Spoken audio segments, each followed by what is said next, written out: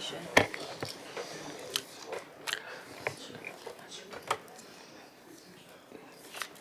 Evening all. Welcome to the Southam Buckskin Regeneration Committee. I have to do a few bit of housekeeping first before we get into the agenda. So there are no fire alarms scheduled for this evening. Therefore, if the fire alarm sounds, please evacuate the building immediately. The fire exit is up there at the rear of the council chamber. Go downstairs and meet in the War Memorial Park. This meeting is being webcast, so behave yourself all. Mobile phones, please switch to turn off or switch to silent, and microphones, please get them close to your mouth as possible so they can be picked up on the YouTube. So we can now go on to the agenda. We have apologies for absence. Yes, you're happy for that, Sean, because you were chair at the meeting? Yes, cool, thank you. Item 4, appointment of vice chair. Marcus is not here tonight, but I don't know whether officers want to give a bit of a background to that, or we want members to go straight into comments on that particular item.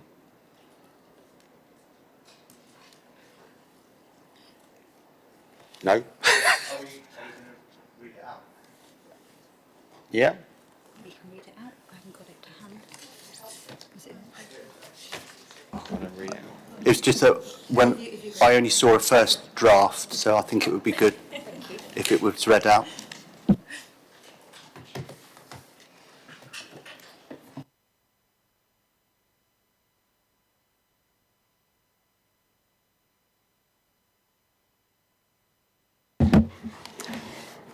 Thank you, Chair. So this is a response from a question asked at Council, which was referred to this committee from Marcus Simpson to response. The response has been provided in the agenda pack in advance. Question 1 from Marcus Simpson to the Cabinet Member for Strategic Planning and Infrastructure. Please can the action to understand the points below be added as a work item for the next Regeneration Scrutiny Committee in July? Process. How will the new Planning and Infrastructure Bill be used if the threshold of 150 homes is met to trigger a centralised decision? So the written response, how decisions may be made if a site is 150 homes or more. Under new rules in the Planning and Infrastructure Bill, the government can call in and make the final decision on larger housing developments. If a planning application is more than 150 homes and the local council is planning to refuse it, the council must tell the Secretary of State. At that point, the Secretary of State may choose to take over the decision. This only applies to developments of more than 150 homes. Smaller applications would continue to be decided locally in the normal way. The second point on precedent. What constitutes it being in the public interest to displace residents, and does shared ownership for a previous outright owner amount to a material detriment that is not in the public interest? In response, public interest and compensation. If a public body decides to use a compulsory purchase power, the decision would need to be supported by an evidence base that demonstrates a compelling case in the public interest.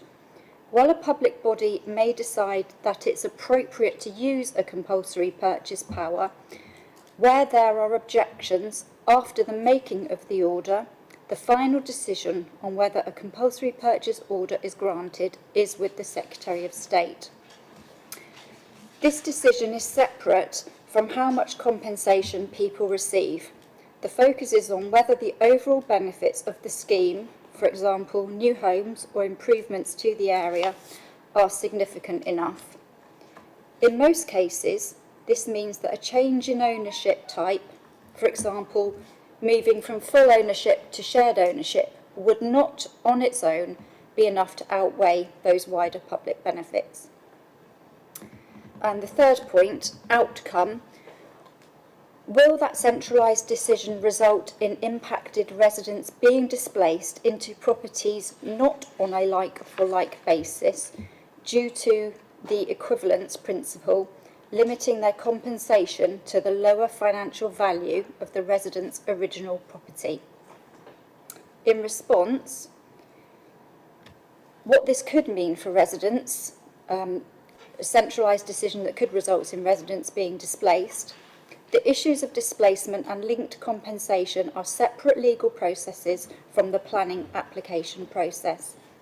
The government would only step in to make a planning decision if a large development over 150 homes was likely to be refused by the council. A centralised decision on the planning application is therefore only one potential outcome and would only arise if proposed development did not comply with planning policies.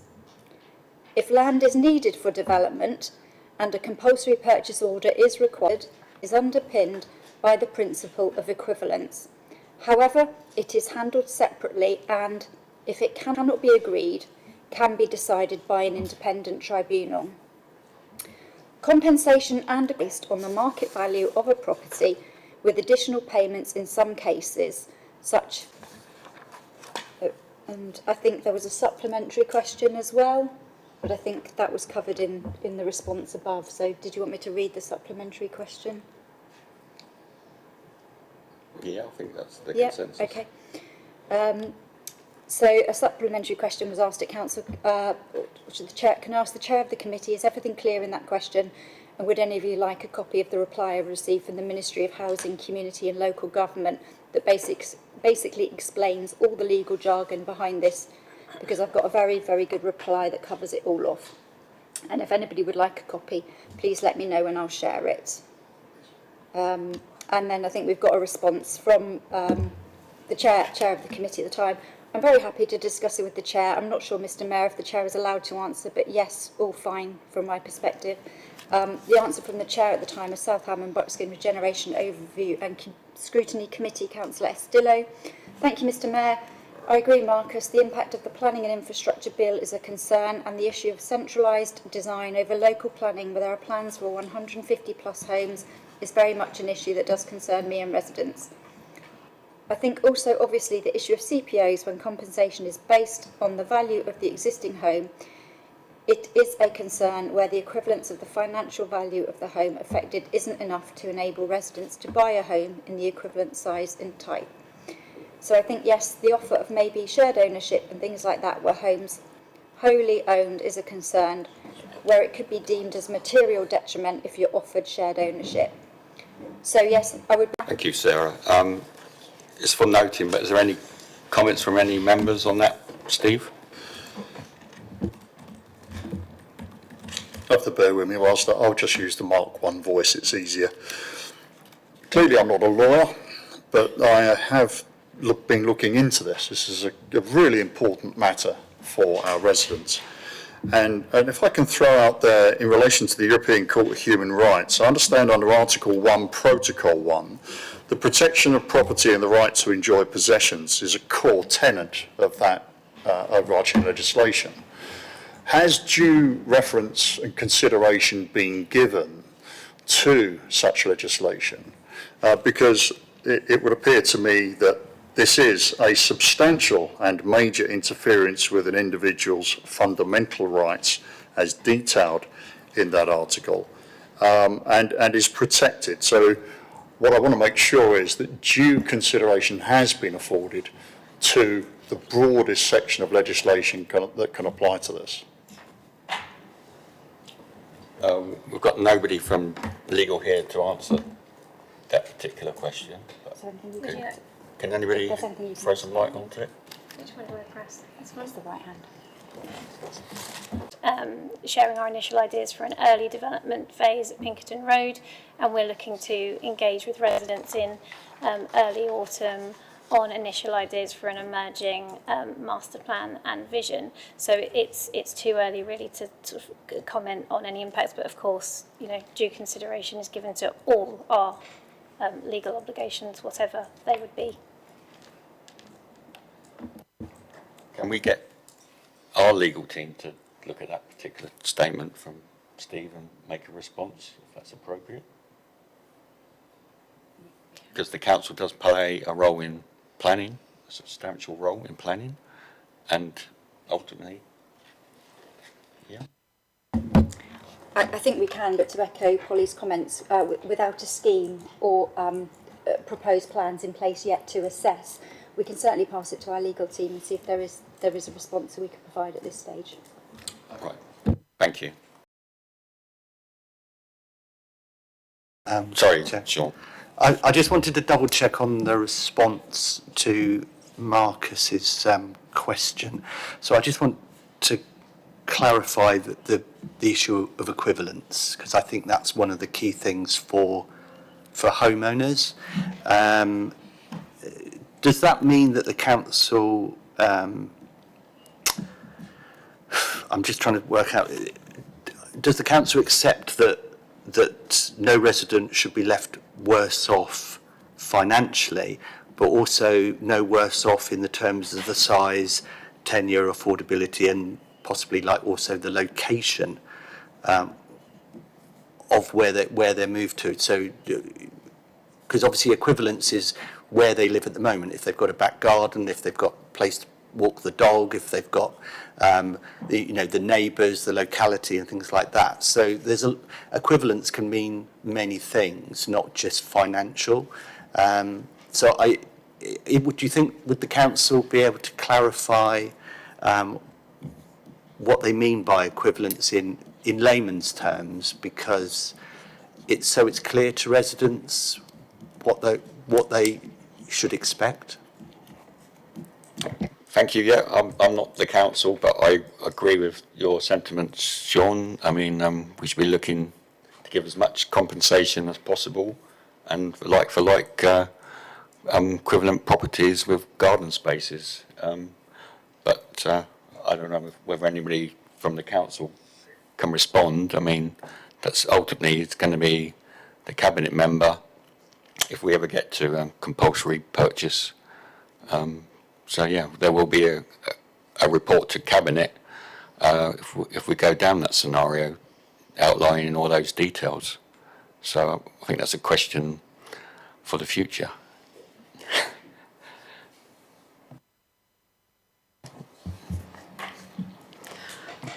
I'm heartened to see that work has been carried out, clearing rubbish and strimming and all the maintenance work around the bungalows. That's so important to look after the area, because if we don't look after the area, it invites antisocial behaviour, but also it loses value. Very, very upset about that. So we need to. I agree. The borough councils, as they call it, the MAD team, as they call it, have come in and make a difference team. Sorry, they might be mad. Who knows? Make a difference team have actually been to Southam, and they've actually done a great area in particular areas, improving the landscape. They sent me some pictures the other day, and I was wandering around, and they've really taken the grass verges back to where they are. And it's making a real difference. So we've got to maintain Southam, we've got to maintain Buckskin as well, all of Basingstoke and Dean. So yeah, we've got to make a difference team by making a good effort. I would like to thank actually the MAD team. They've done a brilliant job, and also SNG have looked at the areas within where the bungalows are, because obviously that's their land, and they've brought a team in to maintain it.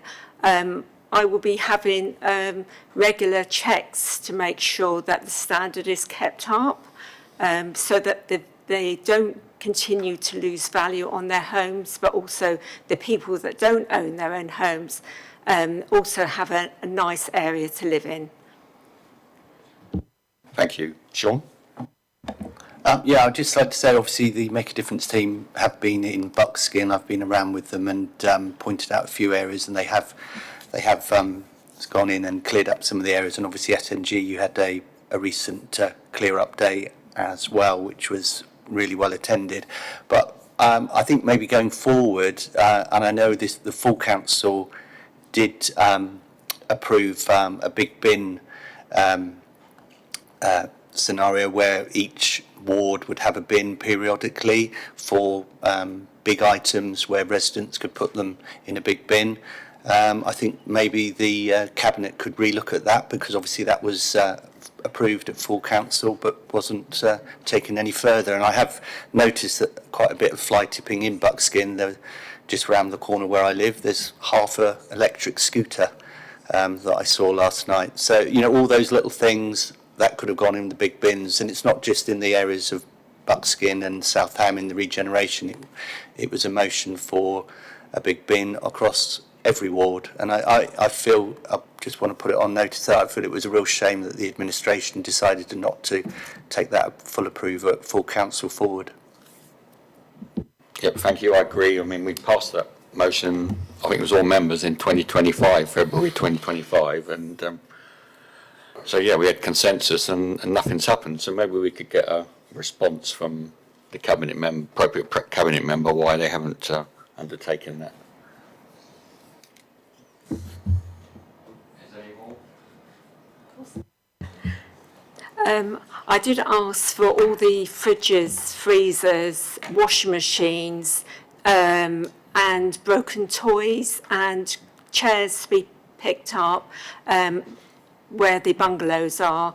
I'm sure there's other areas which need to have clearance as well. I think if we have the emphasis on removing those items that are all sometimes difficult to move, things like fridges and freezers are always difficult, will make the area look so much better. Was there any more on this particular item? Just amplifying Councillor Dillow's point there, I think he made the quality or the characteristics of the accommodation, but also the geographic location is important, that people should be near to their existing community.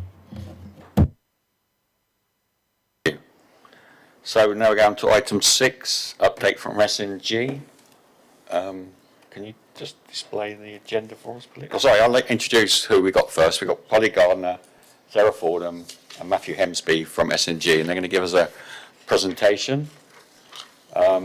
We've got 6 different topics, and on each particular topic, once they've given their presentation, we're going to pause it there and members can ask questions on that relevant section.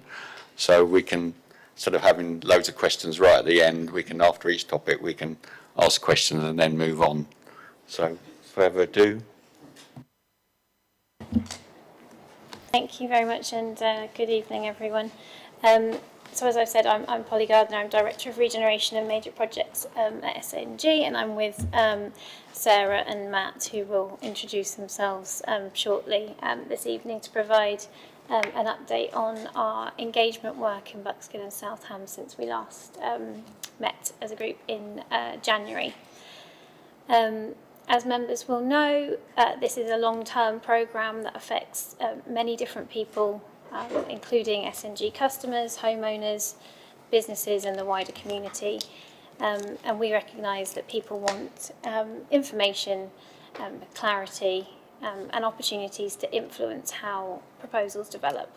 And so our focus has very much been on continuing those conversations and listening to what we've heard. As it says on the slide there, this evening we'll provide an update on engagement activity that's taken place since January and look ahead for the next few months. We'll also talk about our engagement on the emerging proposals for the Pinkerton Road area, which is ongoing at the moment. We'll update on progress with the Beacon, the old Beacon pub, as an interim community facility, as well as talk about the establishment of a resident-led group and the role that will play going forward. And then finally, we'll talk about changes we've made to strengthen the team within SNG to support residents in Buckskin and South Ham. Before I pass over to Sarah, I'd just say at its core, it is about getting the process right, listening to people, working in genuine partnership, with residents, supporting homeowners, customers and businesses. And it's about making sure local people are informed and able to shape the future of their neighbourhood. And we'll talk about that through various routes, but in particular, as I said, we'll touch on the resident-led group, as well as how we're providing support to customers and homeowners. And I just wanted, before we start, I did just want to thank everyone that has engaged with us so far. The feedback we've received from residents and community groups, local businesses, councillors, really does continue to shape our approach. So keep it coming. There's still lots more to do, but we really do appreciate that feedback. We have got quite a bit to share, but as you said, we will take a pause after each item for questions. So I'll hand over to Sarah now to update us on the engagement since January. Thank you. So hello, my name's Sarah Fordham. I'm the Head of Community Engagement at SNG. And as Polly said, this is a really long-term project, and it's really important to us that people have the opportunity to shape as it develops. At SNG, our ambition is to deliver good customer experience, and that means listening to our customers, understanding what matters most to them, and involving them in decisions about their homes and neighbourhoods. Our focus is on better homes and creating places where people can thrive. I'm just going to take you through the engagement that we have undertaken since we last met in January. So last time we met, we spoke about some events that we were holding in February. So this is the map that we presented at the events as well as in our newsletter following.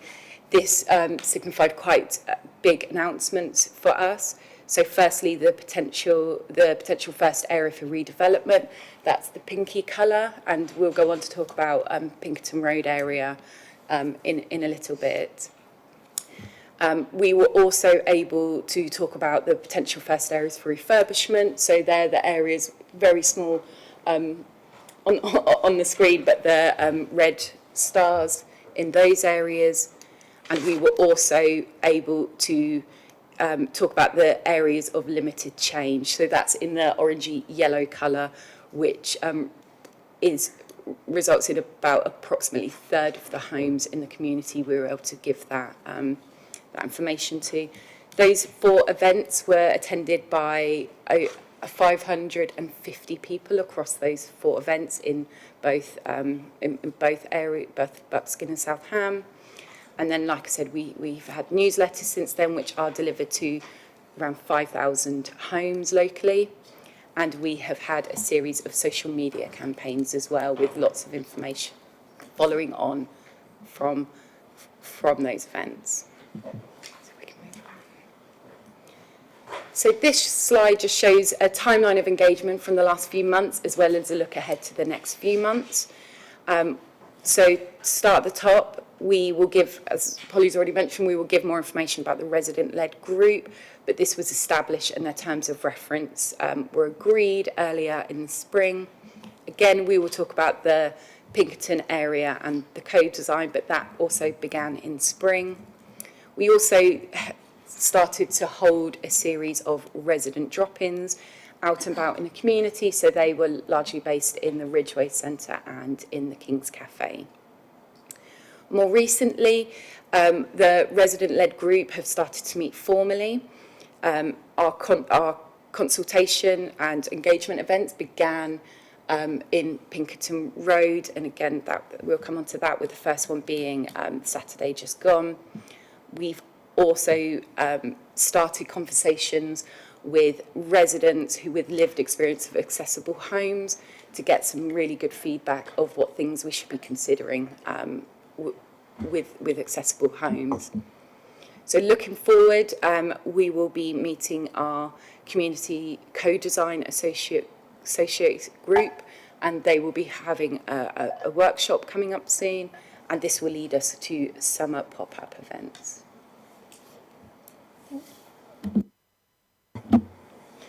Thanks, Sarah. And then looking ahead, We are very excited to be gearing up to hand over the beacon to Westside Community Association, and Sarah will talk more about that and share some pictures of how that's looking. But we're on track to hand over that new temporary community facility this summer.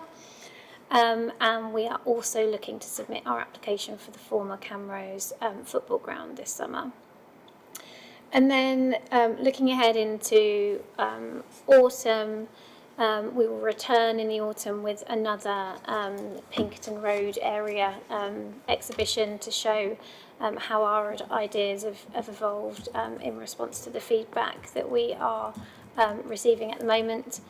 And we will also come back with some initial ideas for a framework master plan, and we're very keen to share the emerging vision with residents in the early autumn, and that really will help residents understand sort of opportunities and challenges with the wider area, and see how different pieces fit together, and really help for residents to help us shape those plans towards a final master plan in which we anticipate sort of being finalised in 2027. Next slide, we can take a pause there for questions before we move on. Thank you. On the master plan, it's quite apparent that Southam and Buckskin residents are very angry, really, for the wait. It's the uncertainty that's really getting them mentally stressed. And at Saturday's event, it said they weren't going to get the master plan to over a year's time. So is there any way we can speed that whole process up? Because people want certainty in their lives, and we can't continue with this uncertainty. Can we really make a big effort to try and get this done as soon as possible so people can plan their lives with some clarity? Just to say, we really do understand the need for certainty, that residents want answers, and when I talk about 2027, that's about a final master plan. So starting in early autumn, we will be engaging with residents on those initial ideas, so people will start to see it come to into shape over throughout the rest of this year and into next year. But very much we want to share as much as possible, as early as possible, starting in the early autumn. Right, thank you. Val? Thanks, Polly. Can you help me understand what we will actually see that's different? Will we see less white areas? What will we actually see differently? So I think in terms of what we can share at that stage, it's going to be very much around looking at how the feedback that we've received through the co-design groups that we've been running, the Community Design Associates, over the winter, where we developed a set of principles for the area, how they then apply to the different areas within Buckskin and Southam. And it's not, as we've always said, sort of through our engagement events, there's not going to be a one-size-fits-all solution. There's going to be some big principles that might apply to everywhere, in terms of, you know, making sure that everyone has access to open spaces and connections and things like that. But there's going to be also more focused approaches and ideas for different areas. So we'll be coming forward with what some of those things might look like and might mean in the different areas. And if we can, as we said through our engagement events in early February, at every stage, if there's areas that we can identify, as Sarah showed on the plan, where we can say whether something's changed and it's moved perhaps from an area of more limited intervention to, or a decision has been made, we will always share that at the earliest opportunity. So if we're able to do that, we'll do that as soon as we can. So can I just clarify then, Polly? So some of the orangey areas could become white and vice versa? No. So we definitely, so I just want to just clarify. Yes, sorry. So the orangey, and I'm just we need to pick a better colour because it couldn't be. We're like, is it orange, is it yellow, is it pink? So those areas that were shown on the plan, they are in areas of limited change. They will not move out of that, but there's potential for other areas to change because we, as Sarah said, there was, that was about the limited change area, the orangey, pinky area was about a third of the total area, and we understand that still leaves about 2/3 where we need to sort of come forward with a vision and some ideas. So that's where we need to watch space. Thanks. I think in a nutshell what we need to do for residents is to get as many people out of the white area as quickly as possible, because that's the area where everyone's feeling the stress, the not knowing, and they're in limbo. And I think as soon as an area can be put into limited change or just refurbishment, the better really, just for everyone's well-being, just across both South Ham and Buckskin. My email, I'm sure Councillor Watts is, and all the other councillors across South Ham and Buckskin here, it's all about the not knowing, and it has dragged on an awful lot because we seem to be on quite a long journey, and I really feel that as soon as you know an area is not going to be touched, you need to get it out there really quickly just to put everyone's mind at rest. Yeah. Echo that, Steve. Now, we've covered this before. We've had a conversation about this, Polly. This is a big project. This is a 2-kilometre slice out of the town that has been affected. And I've expressed this view to you before, and you've come back at me on this as well. So we've had that conversation, but let's share it. I find it incredibly difficult to comprehend how a project of this scale and magnitude, with the amount of spend that is applicable to it, can be at this stage without you having a far better idea of the order of march, if you will, the next thing that you're going to do, the thing after that, and what you're intending to do throughout the piece. You did say slightly earlier, in response to my colleague here, what we can share. What limits, what is the deciding factor on what you can share? Who or what is limiting that particular decision? We also have to appreciate that whilst this blight, in effect, is across the area, there is an economic effect because people are restricted from spending money to making investments in their homes. This has a direct impact on local businesses. And we have within the plan a specific part, which is 2.8c of the plan, which states that we should facilitate a well-educated and highly skilled population and workforce with strong connections to the local business community and opportunities to access education and jobs with lifelong learning for all. Well, this is a blight on local businesses because people aren't going to be getting this work done whilst this uncertainty exists. So can we have an up-to-date plan, the latest up-to-date map of the area, so that the residents can look at that with as much information as you are able to provide? The question of what can we share? I'm sure everyone will be fascinated to hear what is limiting you from just giving out all of the information which the plan in itself seeks to have released in transparency and early announcements. Thank you.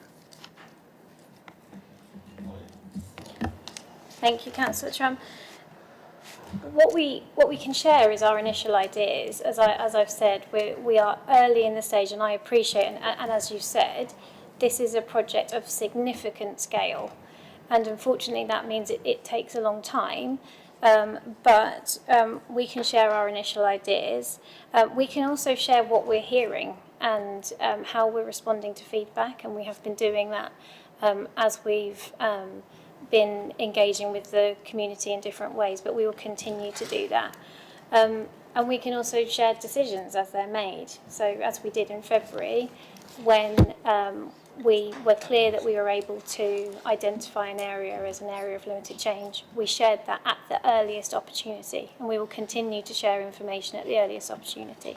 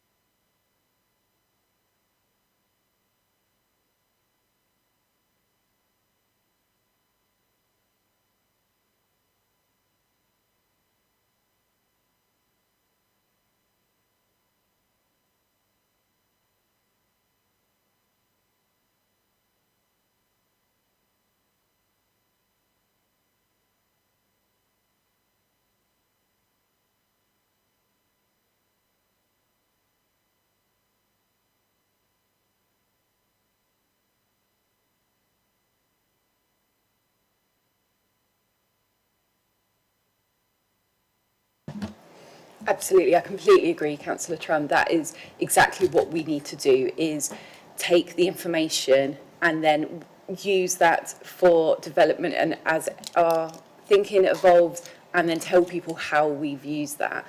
So when we move on in a little bit, we'll talk about how we did that with Pinkerton Road, and that's exactly what we will continue doing. So when we come back out again to talk about the Pinkerton Road area, we will absolutely make sure everything's updated with, you told us this and this is how we're going to implement that.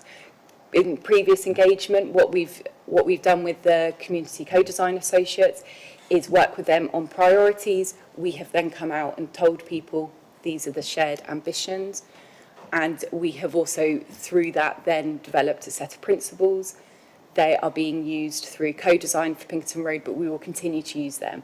So that is always going to feature in the work that we do, in the engagement that we have, that we say, we heard you feel that this issue is important and here's how we've bedded it in.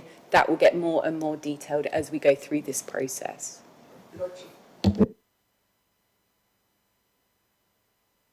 No, it was the next stage of the Pinkerton Road. So as we referenced in the timeline, we've come out at this early, which we will cover in the Pinkerton Road area, but we've come out a really early phase to get lots of feedback. We will then come back out in the early autumn to talk about this is how those plans and our proposals have been evolved following that feedback that we received in the events that have just happened and due to happen this week.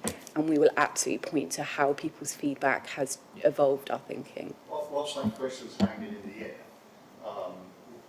do you have the next area? After Pinkerton, where are you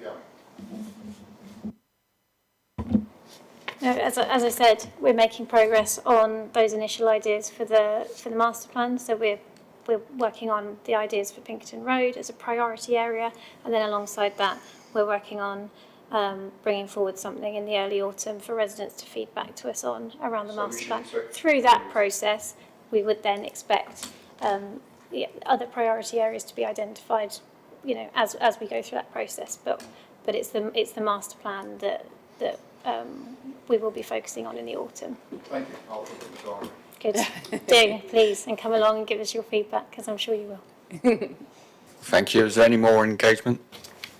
Can I just ask one thing? So Pinkerton Road, the planning submission is in autumn as well, is that right? Yes, yes. So that will happen in autumn. Ahead of that, we will come back out and make sure that before we submit our planning application, we will come out and tell the community how things have changed due to their feedback. So would that be another public event like we had the weekend on Thursday? Right, okie dokie. Autumn is not very far away, although it's very hot at the moment, as we all know. So it's only very few months away.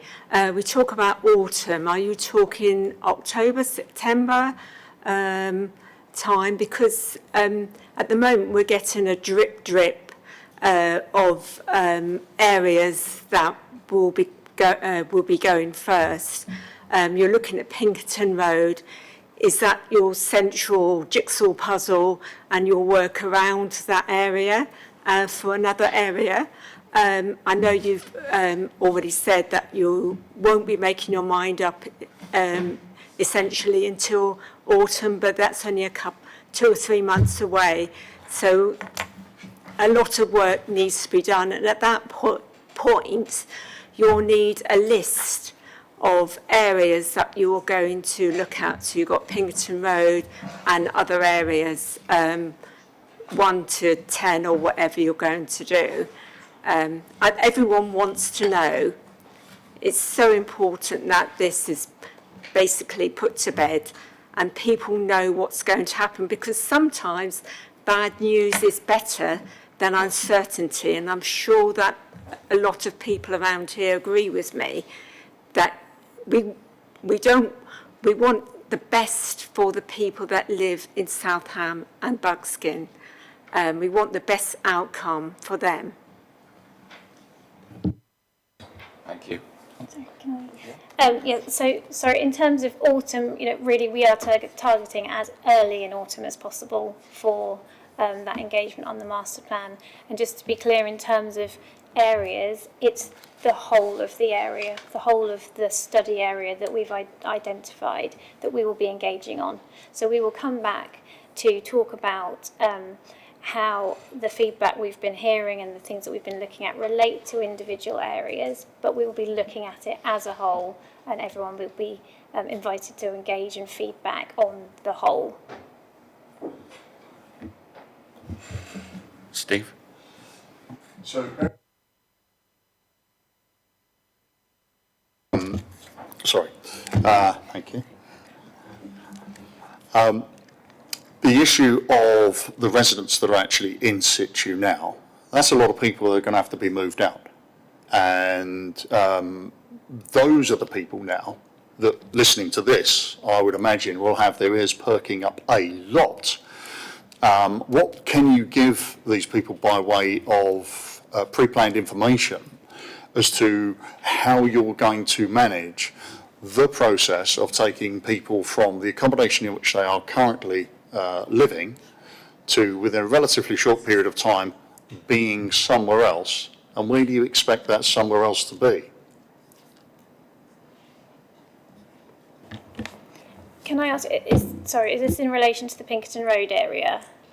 Yes. Yes. Can we come on to that, because we'll come on to the update around Pinkerton Road area, but I would just like to say there's no relatively short amount of time in terms of this. They would, if any rehousing that might happen would happen over a long period of time, but we can talk more about that when we get to that bit of the agenda, if that's all right.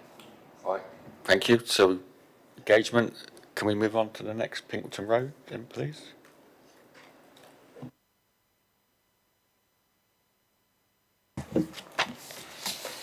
So we've set as to introduce myself, Matt Hensby, Head of Estate and Transition, SNG. So why Pinkerton Road? We thought it would take a moment just to remind ourselves as to why Pinkerton Road was identified as an early development phase. So it's poor quality of housing, particularly a large number of studio apartments, 48 studio apartments across the Pinkerton Road area. That leads to a higher level of repair and maintenance costs across those areas, and increasingly becomes more challenging for SNG to maintain and keep those homes to future sustainability standards. By 2030, all new lets that SNG do need to be let at the EPC-C standard, and from 2035, all of our homes need to be at the EPC-C standard. Also across the estate, there's an inefficient layout and inefficient design across there. So there are some of the reasons why Pinkerton Road was identified as an early development phase. So we wanted to just go into the work that we've done. We've already mentioned earlier in spring, we started our co-design with Pinkerton Road area. We held a series of 4 workshops with around 22 residents attending those. They were primarily residents within the area that were identified, as well as residents on the surrounding areas who would also want to have some input into what happens in their own communities. We also held some workshops with Parkview Primary School, mainly to focus on the students' walk to school and how, again, this could change, and they may have some thoughts on how their journey to school could look, especially those walking, cycling, getting driven, and ways that we can support their aims with that. But that was purely about that walk to school in the open space. We have also started meeting the allotment holders. And so we've had our first meeting, and we anticipate to have many more meetings to talk to them about any questions that they have, but ways that we can continue working with them through this process. So in the through the co-design, I thought it was worth just briefly touching on the community priorities that were identified through this. And this was around 3 key areas: so how people travel around the area, the planting and the creating spaces for people to meet, and then how that residents wanted the area to look and feel. So through the co-design process, we were able to talk to them, have conversations, and develop these priorities with them. Our last session with them was where we agreed this. All the way through the sessions, we also had people from our representatives from our design team who were able to take this away to make sure that was featured in their designs. So we've already referenced that our engagement for the Pinkerton Road area has begun. So we held our first event on Saturday, which was really well attended. We had over 120 people attend that session. And it was really important to us that we came out as early as possible. This is all about getting really early feedback so that we can make sure that through the rest of the summer that our design team are looking at the feedback, and we're able to really focus on what residents are saying. So we had our first session on Saturday, and we have another event coming up on Thursday. And there is also the information from the events are available online, as is the survey. So the survey was available in person for people to fill in, but also, like I said, online for people. And it's really, we would just really like to encourage people to fill in that with any feedback that they have. It's so important that residents we're collecting that feedback from them. So if people haven't already, we would love to hear how that looks. And then, as we've already mentioned a few times, early autumn, coming back out with events with updated proposals with autumn submission for planning. I'll hand over to Polly. Thanks, Sarah. And then just to give you a sort of example of that early idea, this is one of the images that we're showing through on the boards at our engagement events, and this shows an initial layout idea for the area. So at the moment we're looking at around 119 homes, and for that to be a real mixture of apartments and houses. Obviously, it's a predominantly flatted area now, but we're looking, at the moment, we're around 67% apartments, 33% houses. Obviously, that may change as we respond to feedback, but that's where our sort of current ideas are. It would be a mix of social rent and shared ownership. And we're also looking for this scheme to be highly accessible. So we're looking at 10% wheelchair accessible homes and 87% adaptable homes, really to help future-proof this development for the people that live there, as and to meet the needs of local people. And then, so the final point on there is, obviously, it's also a key ambition that we make the best use of the space there. It is, it's not a very large area, but we really want to make the most of the spaces around the homes and how we consider the green spaces. So that's something that we are asking for lots of feedback on through our events. And as Sarah said, just to reiterate, we have surveys available online, and if people want a hard copy, we can get them to them. So please do get in touch with us and have a look at our ideas and let us know what you think, because we really want to hear it. And then, thank you, Matt. And then just to move on to for residents impacted by the potential proposals, support packages are available. And this has been presented at the Pinkerton Road area engagement events. What we are looking to provide is a sort of bespoke support package that includes compensation packages for SNG customers, as well as homeowners and non-resident and resident homeowners. And as we've included on the slide here, there's just a breakdown of what some of those things are that includes. So for homeowners within this area, they would receive 110% of the property value for their home. So that's 100% of the value, and then a 10% premium on top, and that is a statutory amount that is set.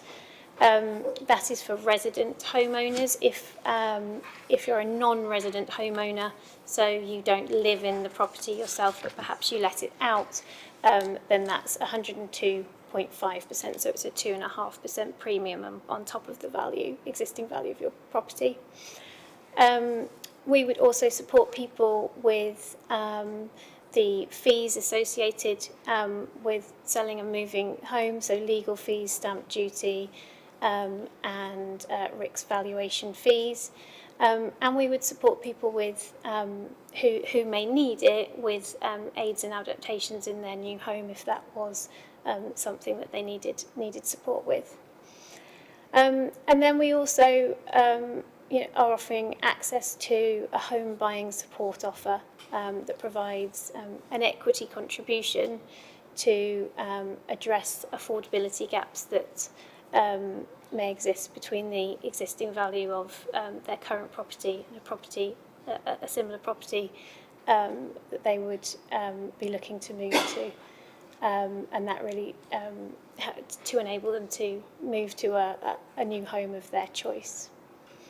And then for S&G tenants, there is a statutory home loss payment, which is currently set at £8,100, as well as additional disturbance allowances, which goes towards sort of moving costs and things. And again, we would support with aids and adaptations in a new home, as well as providing a dedicated rehousing support package and access to the team who will support those residents along their their journey.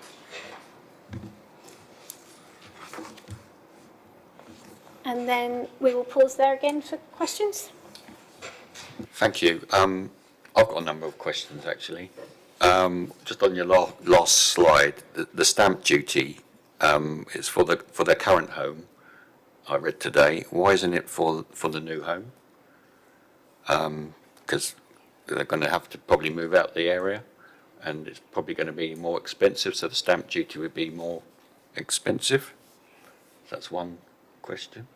Sorry, no, the stamp duty would cover the new home. So the purpose of covering the fees is that they are not out of pocket for the move. It would cover all those fees. So I read today that it was on their current home, and I had residents tell me on Saturday as well that they read that as well for their current home. Okay. So if we need to clarify that. We'll take that away and make sure that's really clear in our communications. Thank you. And also, compensation, that's the statutory government. It's I'm wearing my trade union hat here. It's like statutory redundancy. Why don't you and S&G go above that statutory requirement? So, as you say, the 8,100 is a statutory amount. In addition to that, SNG are paying disturbance allowance for SNG customers, which includes things like removals for their property, and would cover ability for carpets, curtains, other things like that. We're covering the cost of aids and adaptations in their new homes, and we arrange for a private occupational therapy service so as not to impact the local authority that provide that service, and we provide a dedicated rehousing support team, and we'll be providing a dedicated handy person service as well to be able to support customers with things like fitting curtain rails, taking down curtains, helping vulnerable customers with packing and removals as well. So there's a wider package of support than just the financial compensation. Yeah, money talks, but going back to the redundancy, that's indexed to inflation each year, and that goes up by inflation each year. Has this statutory gone up with inflation over the last few years, or has it remained static? So the home loss payment is set by government. That amount is reviewed on a regular basis, and as to when it was last reviewed, I can't comment. Usually it's annually. I don't believe it was done in the last 12 months. There's the scenario of the timetable. There's still 3 households that haven't settled, agreed to sell their properties. Can you legally go ahead with a planning application when they haven't actually agreed to sell their properties and actually move? I don't know what the legal implications are. Is that possible? It's not something we're looking to do. As you know, I won't talk about any personal cases. Obviously, they are confidential for those people. But we are in active conversations with them, and very much looking to come to an agreement, ahead of any planning submission. Well, it's still unclear, isn't it? I mean, whether you would pursue that planning application if they haven't agreed to sell their properties. So that doesn't sit comfortable with me, really, I must admit. But obviously we might have resolution between now and then, and that's something I would like sort of our legal team to have a look at, whether that's actually possible.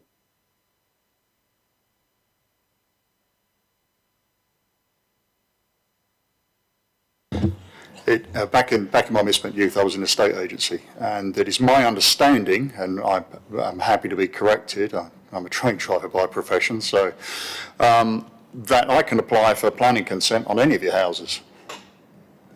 That's just how it is. So yeah, you can. Of course, the implications of doing so are actually a two-way street, subject to the circumstances. We won't explore that, but the bottom line in my understanding is, yeah, sure, you can apply for planning consent across the whole of Basingstoke if you have an overwhelming desire to do so. I do have some questions to go forward from this. Just for the record, I'm not expressing a view with regard to that financial package one way or another, because frankly it's not going to affect me, and it's for the people who it does affect to make those decisions. And then it's our duty to try to make sure that we get the best deal for them that's fairest for them. For the record, where is the funding from this coming from?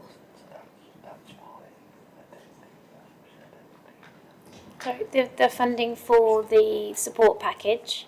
Yeah, you're paying these people a compensation package, and you're giving them all of the services that go with that.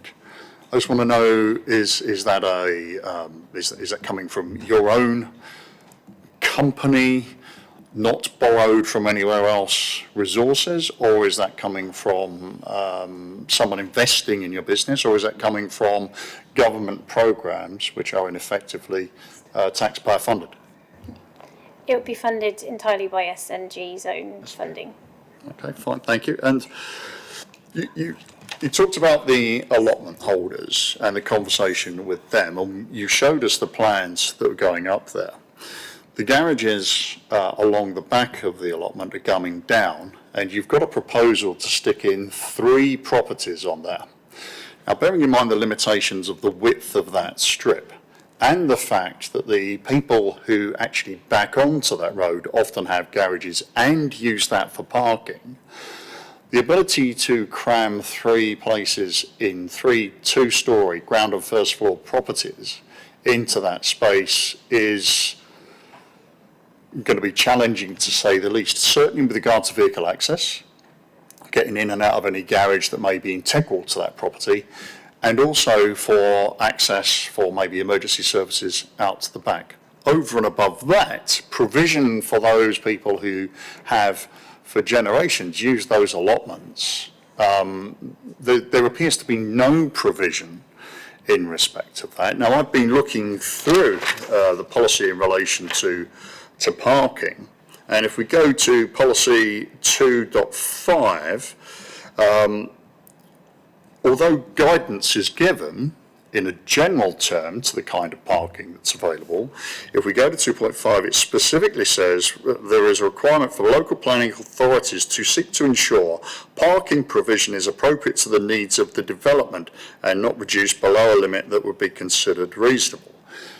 Those people have had parking for those allotments. That is a resource for that community that has been in place for generations, and no provision is made. I would suggest that the 3 individual units that are proposed are not constructed, and that the entire row is then given over to more parking, which, from the reactions that I've seen and from my looking at the numbers of parking spaces that you've got, would be an easy way for you to provide far more capacity for the parking that development is going to need, and that the people using the allotments require.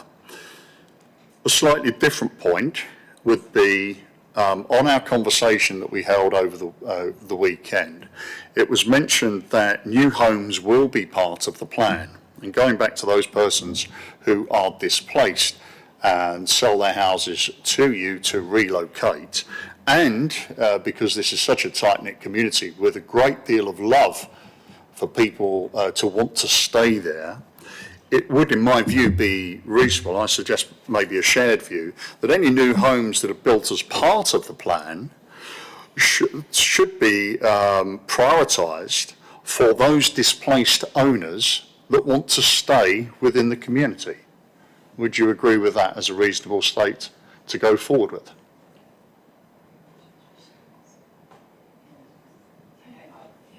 Sorry, Sorry, yeah, we're just dividing up the questions with there. So if Sarah perhaps takes the first bit, and then I'll follow up.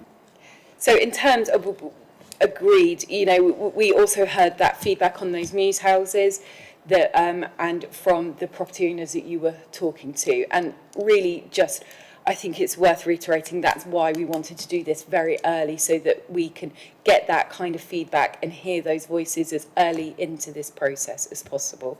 So the ask is the same as I mentioned earlier, and the same that we asked them, to make sure that all of this feedback is recorded and put down, so that we can pass that to the design team, and with all of those issues, so that we can hear those voices.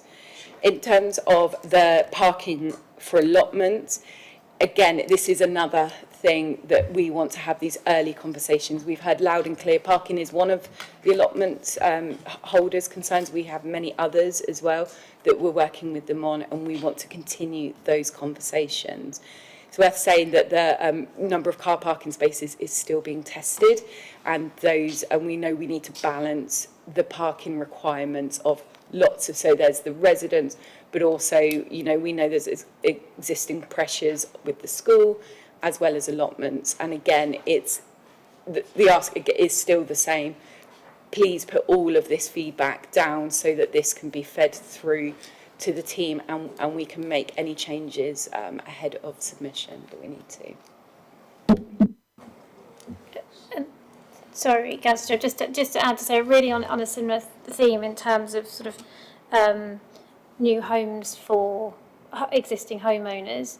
Again, really good feedback that we can consider, and I think also will feed in very much to our emerging ideas and vision for the wider area. So, absolutely something we can consider and think about.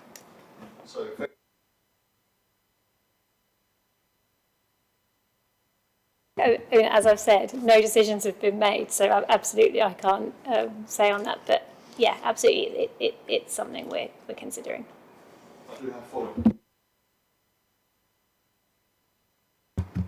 Can I ask about the traffic survey that's going to be carried out?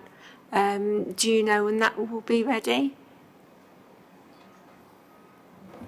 So in relation to Pinkerton Yes, Road area, yeah. we've carried out a parking survey quite recently, and we're just going through that at the moment, and going back for a bit more information, and then that will form part of, we will review that data alongside the feedback that Sarah's talked about us receiving from the residents. And will you be sharing that with us in the autumn?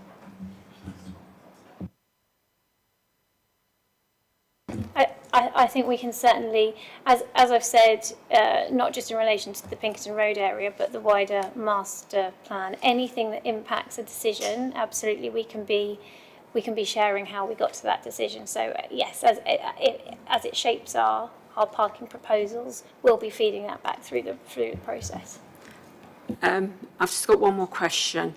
The 110% sounds pretty good, but unfortunately, the areas around Southam are far more expensive. So if you take a 3-bedroom bungalow, looking for a 3-bedroom bungalow somewhere else in Basingstoke, 110% is not going to do it. What can you do to help those people basically trapped because they've bought their bungalows or houses outright? They want to stay in Basingstoke, or maybe they want to stay in the area of Southam, but they're not able to because it's just not enough money.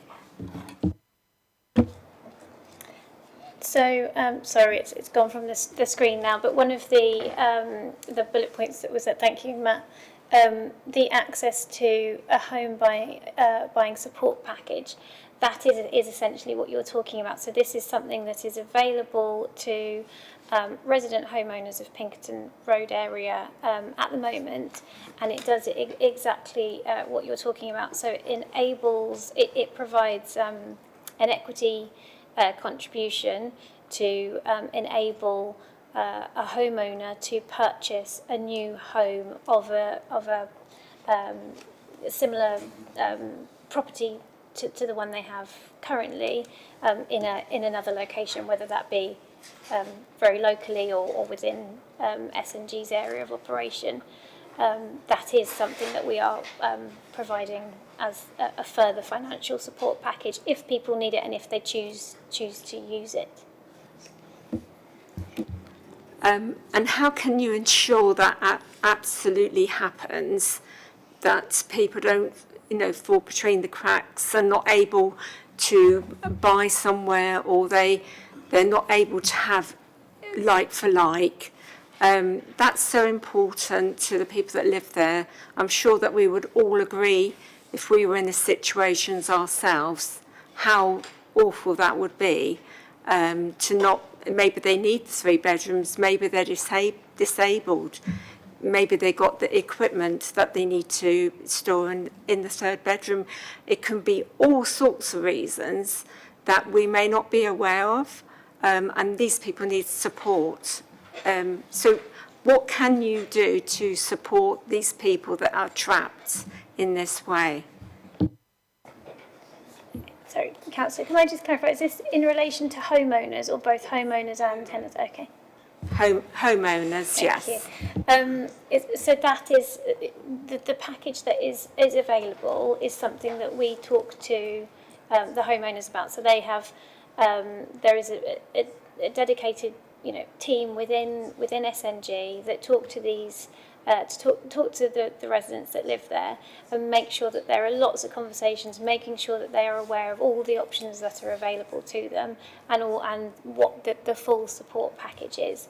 It is something that we can also share more information on. So as I say, it's only available to the Pinkerton Road area residents at the moment, but we're happy to share more information about what that, how that support package works, and we can do that through sort of further communication and perhaps on our website and newsletter, if that would be valuable. Thank you. Sean? Thank you, Chair. Just focusing on your SNG tenants that are in the Pinkerton Road area now. So if they're displaced, if they're families with children that go to Parkview,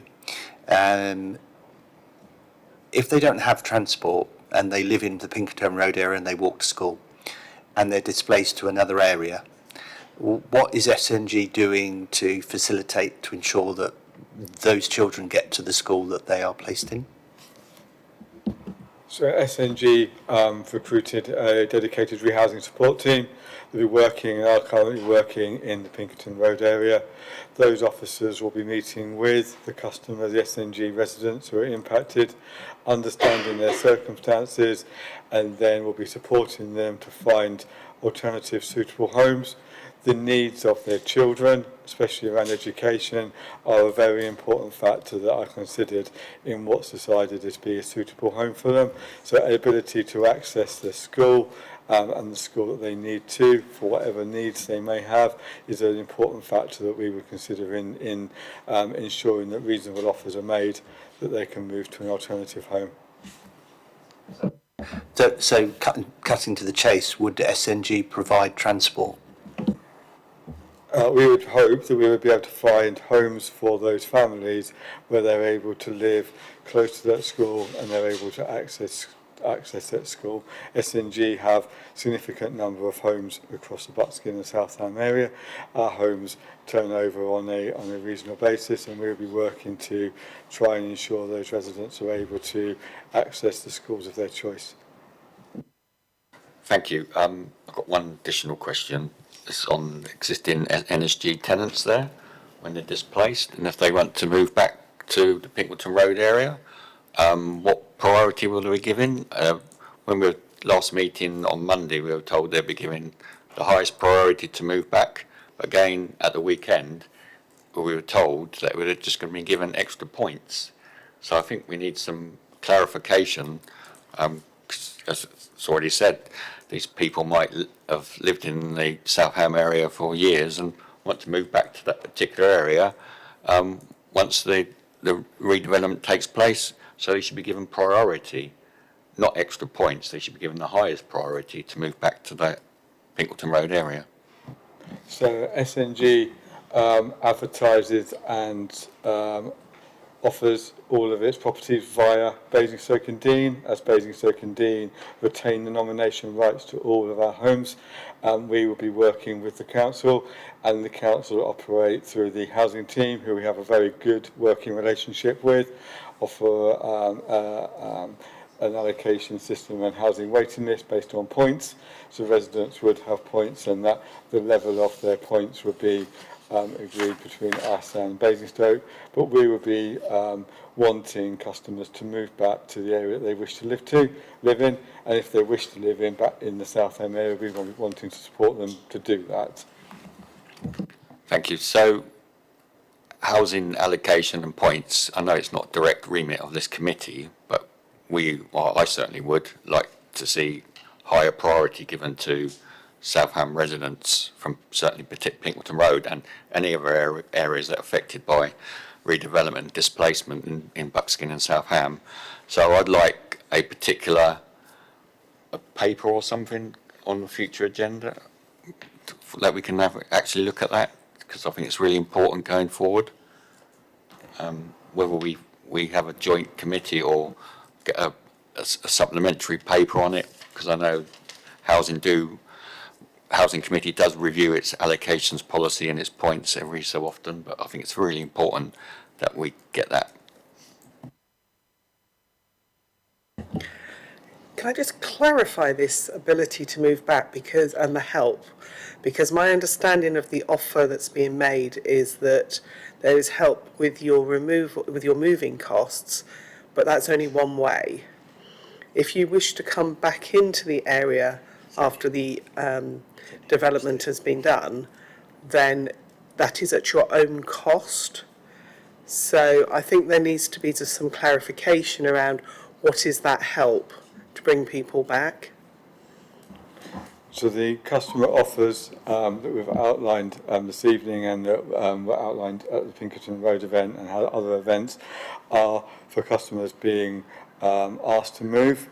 If a customer in the future, out of their own choice, chooses to come back, then those customer offers wouldn't apply to them, because it's a choice that they're making.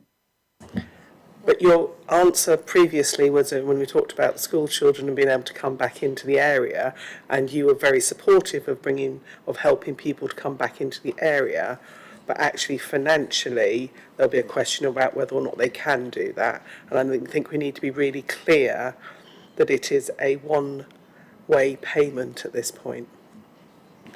So actually, what is the level of support that you can give?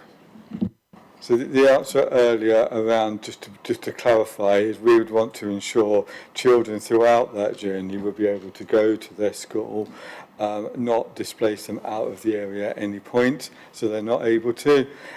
If people choose to move out of the area, and then in the future, so the initial move, the customer offer applies to.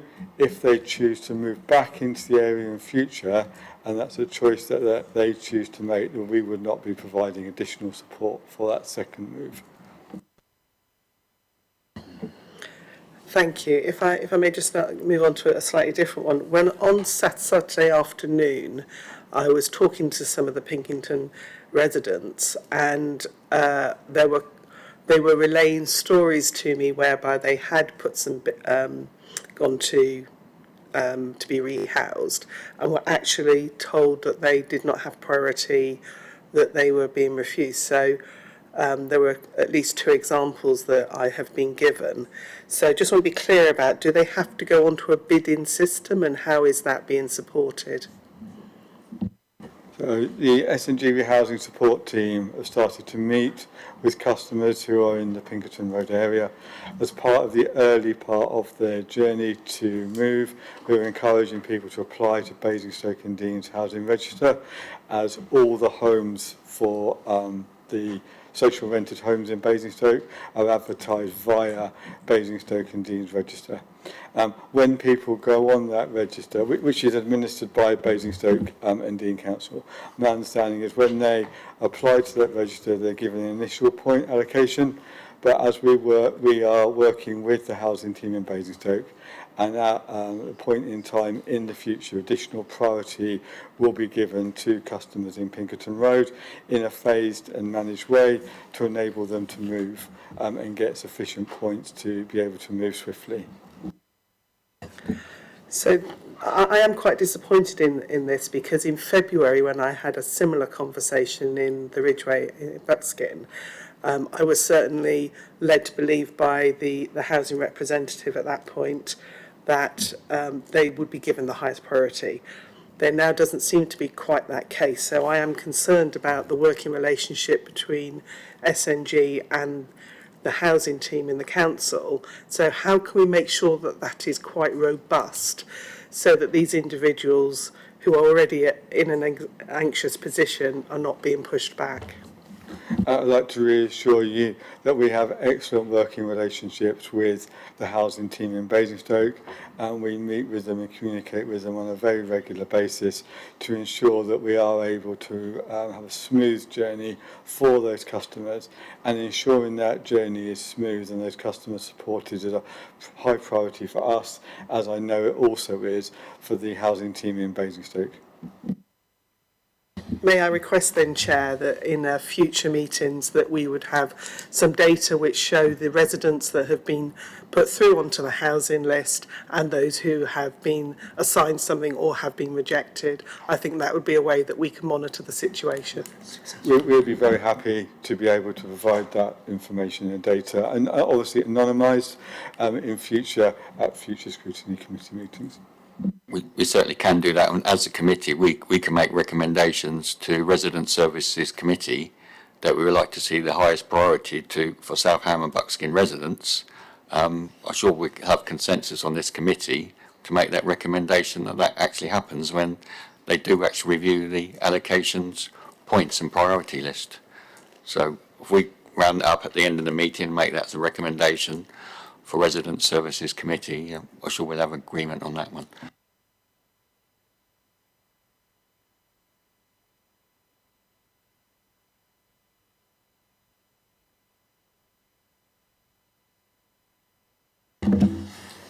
I'll get a hang of this at one point. So, I mean, the thing is, first of all, I absolutely agree wholeheartedly with everything that's just been said. The residents haven't asked for this. So it is incumbent upon the council and SNG to make this a simple and transparent process, so that any stress and grief and perception of a lack of control on the lives and things that are happening to the good people of this constituency are swept away, and that's our job to make sure that happens. In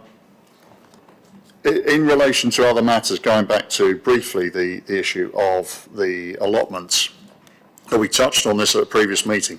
Soil sampling from the allotments and adjacent gardens. These are areas that produce food. These are areas that kids play in and people work in.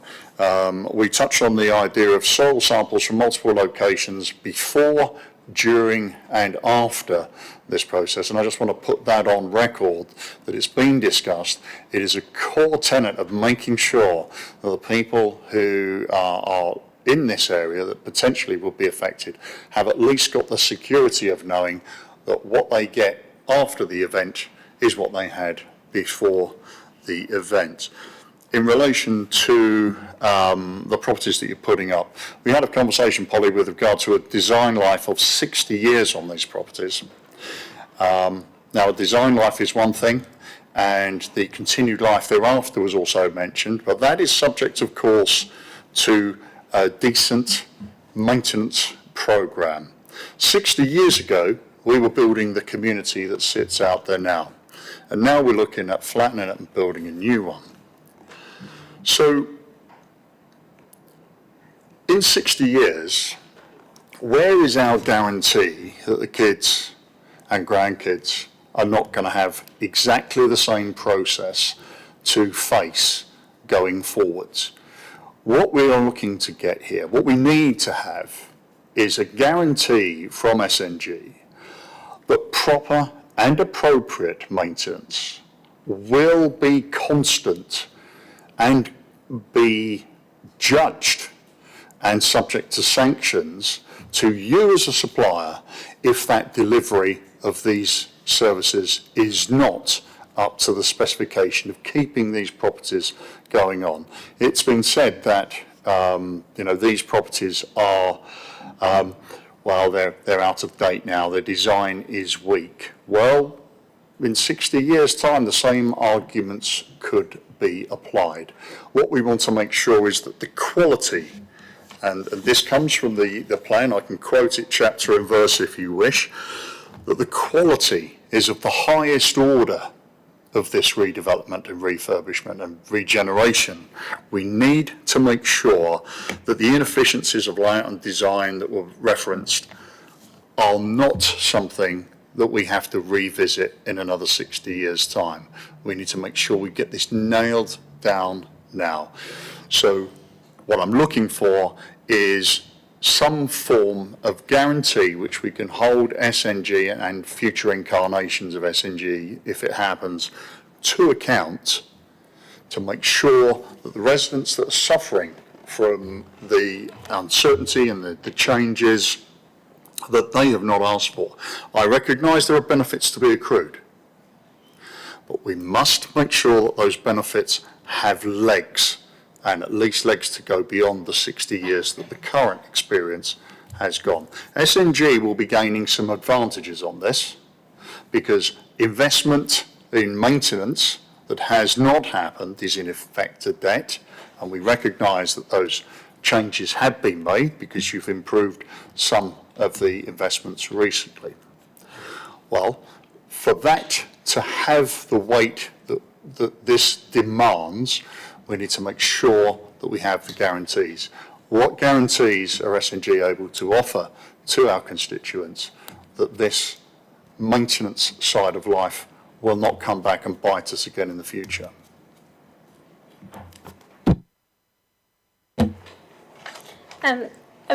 The quality of the homes and the experience of our customers that live in them, including through maintenance, is of the highest priority for SNG, and that's within Buckskin and Southam, and that's for all properties that we own and manage and that we have customers living in. It is a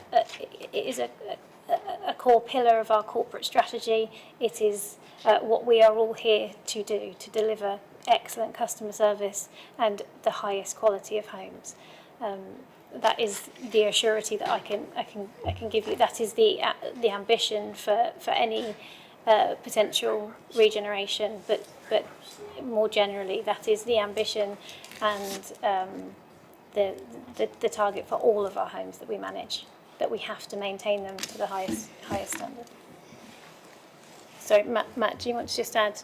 I'll just add, legislation has recently been significantly enhanced following the tragedy in Rochdale. AWAB's law was enacted, which put in place very stringent measures on social housing and housing associations, and obviously councils if they own their stock, to ensure that homes are maintained. AWAB's law at the moment covers predominantly damp and mould, but over time it will be extended into a wider remit of areas. So that, alongside the regulation around housing associations and the consumer standards that we're governed by, that AWAB's law is a key pillar of legislation that that housing associations have to ensure they manage their homes and repair their homes too. Because whilst I can understand the words given, I've got a casebook file, and the words that have been given do not necessarily accord with the feedback that I'm getting from residents. And we could test that theory if you're so minded to do, and bring a few people in to have a conversation with this committee and detail some of the experiences that we've had. And we can walk around the streets and check quite a few of them. We know, as I said, that there have been improvements. I believe it was 20 million quid was the amount that was quoted to me as an additional sum that was put into the maintenance, which obviously recognises a shortfall. But as a developer, as a builder, as a service provider, one of the things that you are going to gain is the advantage of effectively wiping out that effective debt of maintenance shortfall, and gaining a period of 10, 15 years where you've got nice, shiny new houses that are being provided, which will have nothing more, hopefully, than snagging to affect them. So there is already a gain that is accrued there. In relation to quality control, my understanding is that you utilise NHBC in relation to your building standards during construction. Are you looking to engage the services of this council's services to come in and double check that the quality is of a sufficiently high standard? Because we're going to be putting our people in those properties, and we've got to make sure that they are of the required standard and expertly deemed to be so. In terms of NHBC, yes, we do utilise them as a service, but we have not made, as you know, we've not made any decisions to be able to say, you know, we're just not at the stage to be able to say what we'll be doing at that stage of the development. It's just too early to say, but absolutely, I understand your concern, and quality control is absolutely incredibly important to us, and we must meet and are obligated to meet all building regulations. Thank you. Sean? Just going forward on the quality issue of the new build, I know we're at early stages, but obviously you talked earlier about the current properties, you know, hard to reach sustainability targets and things like that. So are you, with the design of the new properties, are you looking to implement things like ground heat pumps instead of gas boilers, solar panels, triple glazing, all that sort of thing to help increase the sustainability? Again, absolutely too early to say the specifics of those things, but very much sustainability is part of the vision for this, that absolutely they should be much more environmentally sustainable to run. It would be a shame to have gas boilers. The Housing Association residents, they're being offered the moving costs. Can I ask that they're given the moving costs for when if they want to come back to the area, so that they keep the community together, which I think is is a paramount, it's a paramount thing for those people. So that if they're going to have to move to another accommodation that you will provide, but those moving costs to come back to the area, because financially it's going to be a struggle for them. So I would ask if that would be possible, and for you to have some consideration on that point. As we've said, the initial cost for removals and other things are covered in the customer offer. If a customer in the future chooses to return to the area, at the moment that isn't something that is being that would be covered by SNG, but it's something that can be we can review that and take a look at that. Thank you. I think it's the consensus of this committee that you should review that, and you should make a contribution factor if people want to move back. So, sorry, Steve.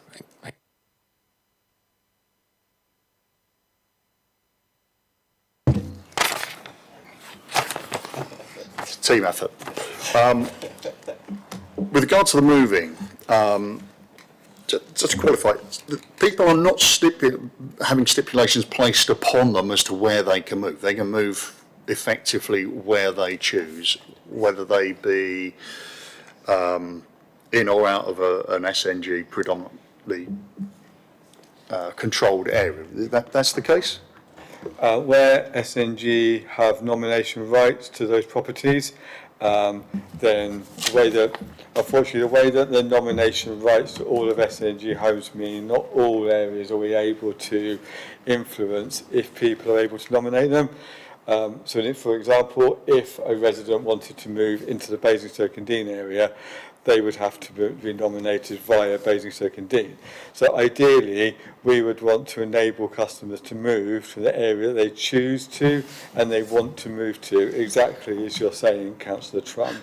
But the only caveat I put there is in some areas where we work, we don't hold the nomination rights that enable us to do that. So we're not able to offer that, that situation in that area. And in relation to the sustainability question, my understanding is that there are design features that you're going to be putting into these properties, reducing the freshwater inputs required to each one. I think it's something from 150 litres per person per day dropping to 100, maybe even 90, subject to design limitations. So whilst I can on one hand say, yes, okay, you're expanding, looking to have more properties with more residents in there, it's a net kind of level playing field, bearing in mind we have such tight restrictions on our water supply. The other end of the equation is, of course, the sewage coming out the other side of it. You're not going to be able to alter that. And do we have guarantees in relation to the water quality that is definitely adversely being affected to our chalk streams and other resources, that prior to any of these places either being built or necessarily certainly moved into under Grampian, that such restrictions will be put in place to stop additional burdens being placed on the infrastructure that is not guaranteed to be able to cope with it. Thank you. Thank you, Councillor Trum. So through the planning process, when we get to that stage and submit a planning application for any area, we have to go through a very stringent planning process, which is obviously within the remit of the local planning authority. And as part of that, they have statutory consultees, the Water Authority and so on, that they will have to consult with. But that will happen through that process. And obviously our designs have to take into account all the usage and things that you've talked about. Just to qualify, that detail will be in the public domain. As part of a planning submission, yes, all the detail of the planning submission is in the public domain and available to view. Thank you. Is that all for that particular section on Pinkleton Road? Can we move on to the next one? Cool, thank you. So we're really pleased to be able to give you an update today on the progress on the beacon and how we've been working with Westside Community Association as well as the team at Basingstoke and Dean to deliver a really important interim community facility for South Ham. We really recognise the part that Westside played in the community and the loss that was felt when, unfortunately, it had to close down some years ago. And we're really excited to see how the association can turn this into a thriving hub. I'm just going to add, for clarity, that is a before picture. That is before. This is not.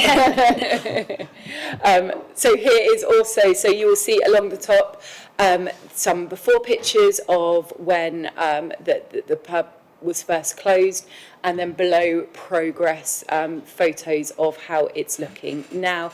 As you can see, there's been extensive refurbishment.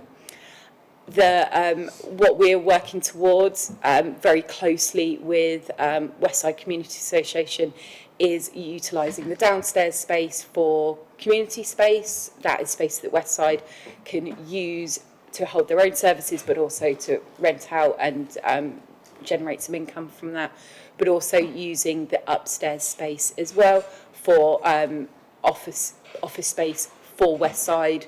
For those of you who will have seen, they're all quite crammed in the Ridgeway Centre in that tiny office. So they will be able to use that upstairs space but we will also be able to utilise some of that so that some of our officers are available on the ground. And we also know that Westside plan on offering that space to key local organisations. This will all be down to Westside to manage this going forward. And like I said, they've been heavily involved throughout. We've had regular communication with them, as well as they've also had regular communication with the team out there. Any colour on the wall has been chosen by Westside. They've really helped with the design. Westside Community Association is due in the summer, and we're on track to hit that. I know from our conversations with Westside is that they are looking to hold an official opening sometime potentially in September. This is their plans. This is not something that SNG, this is very much theirs, but that will come after some time of them bedding into their new home over the summer and just understanding how this new space can work. But I know they've got lots of ideas on how they can really make this quite a thriving community. So we can pause again for any questions about this space. Steve? I had occasion to wander over there whilst on patrol with some local officers, and we wandered along the back of the residential places above the shopping parade. If you take a look from there into the compound in which the buildings are contained, again, much of my misspent youth, I part qualified as a chartered surveyor, and there's a few interesting additions that still need to be addressed in relation to the exterior. It looks great on the inside, but on the outside you've got bits of pipe hanging off, you've got bits of roofing material that are not attached. It certainly looks like it's been scantily attended to. So I'm assuming you're going to guarantee us that the finished product, when it is handed over, has got good legs and longevity before the maintenance program needs to start kicking in. Are you able to confirm that? Yeah, I mean, they've got a busy few weeks ahead of them, Councillor Shum, so they've got to make sure that everything is finished and of the highest quality before it gets handed over to Westside. We will. So thank you for that. I'll go back and check and have a look. Over and above that, there's a couple of local groups that have approached me that would like to have activities that might be on the sort of the light hobby engineering side of things. Has any thought or provision been made for having other little bits of accommodation, maybe containerised versions in the rear yards and grounds that could be made available to these core community groups that have got a long old history behind them and quite a lot of loyalty and love? Would that be possible? Certainly something that we are happy to have conversations. Obviously, we're very close to completion of this now. So, but I do know that any services that are happening within the building will be very much for Westside to manage and oversee. If there is any additional facilities that we need that need to be considered, I know we are very happy to work with Westside. If there needs to be a grant programme to go for, anything like that. We've worked with Westside before, Councillor Grant, and I think they're pretty switched on with that. But we will continue, we've got that resource to help them with that. Sure. Do you know if it's got 3 phases on it? And in regard to the funding, is there any ongoing funding coming into this other than council-based? Sorry, what do you... So in relation to the maintenance of Westside, first of all, 3-phase power. Do you have 3-phase power available on site? So if people want to start plugging in big bits of kit, they can. And do you have, can you give me an idea of what sort of funding, if any, is going to be available going forward? Bearing in mind that SNG have got an income stream going forward decades from this. Is there any continuing funding going into this community hub, which is obviously going to be a very essential part of the local area, bearing in mind it hasn't even got a pub currently? on the three phase power, that's a tongue twister, isn't it? I'd have to come back to you on that if that's okay. We can come back with that information. In terms of decades, this is intended to be a temporary community facility. So we have heard loud and clear through the engagement that we've done with the community as well as with councillors that what we need to be prioritising within the early phases of the master plan is a permanent location. We need to work with the council hand in hand on that, but it's very much the intention that a permanent replacement to the West Side Community Association is prioritised within the wider master plan, not at the Beacon forevermore. Thank you. Yep, following up on that point, I've been approached by local organisations that are in the old West Side and there isn't space for them in this Beacon. So we can't lose sight that it should be a priority to getting a new community centre in South Ham. It's been nearly 3 years now since it was closed and it's not a like for like, so it should be the highest priority, identify a new site. And the council needs to step up as well, put some capital funding into this as well. Anyway, I welcome it. It's a good stepping stone. I know it's taking longer than we hoped, but thank you. I know it's lots of hurdles with Green King and everything else and all the legal stuff, but it's a good step forward. Thank you. Great. John?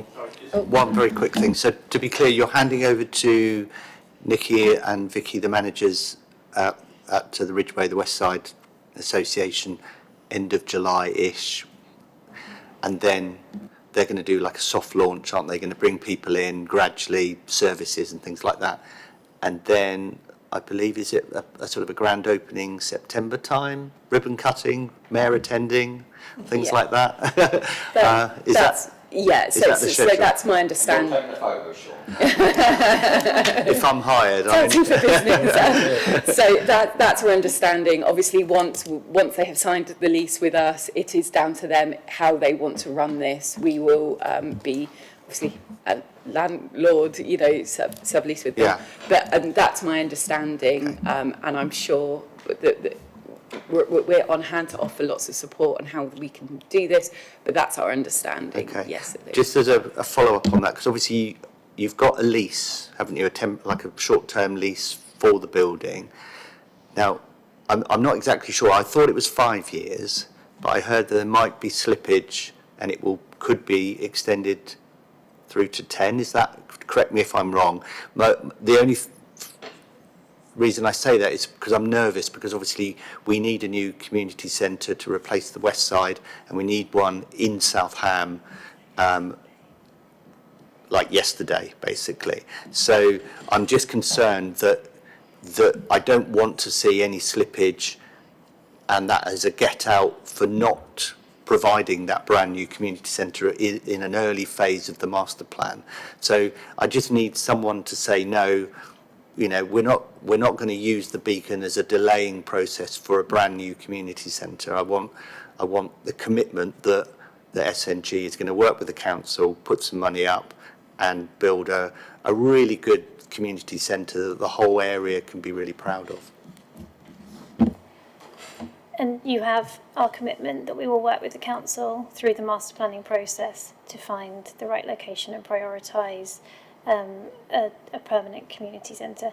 The 10-year lease, that was a change that was made as a protection, so that West Side aren't ever in a position again where they are without that home. But absolutely, it is an agreed priority between SNG and the council that is a priority within the master plan. Thank you. Any more? Can we move on to the next item? Next segment, sorry. Okay, again, last time that we came here, we spoke about our resident-led group and how we wanted that to look. Well, we've already mentioned, really pleased that that resident-led group has now been formed. This is an independent group that are supported by Newman Francis. Newman Francis are very experienced in areas with regeneration, and that's one of the reasons why the group actually voted to keep them on as their ongoing support when they were initially brought on to help set them up.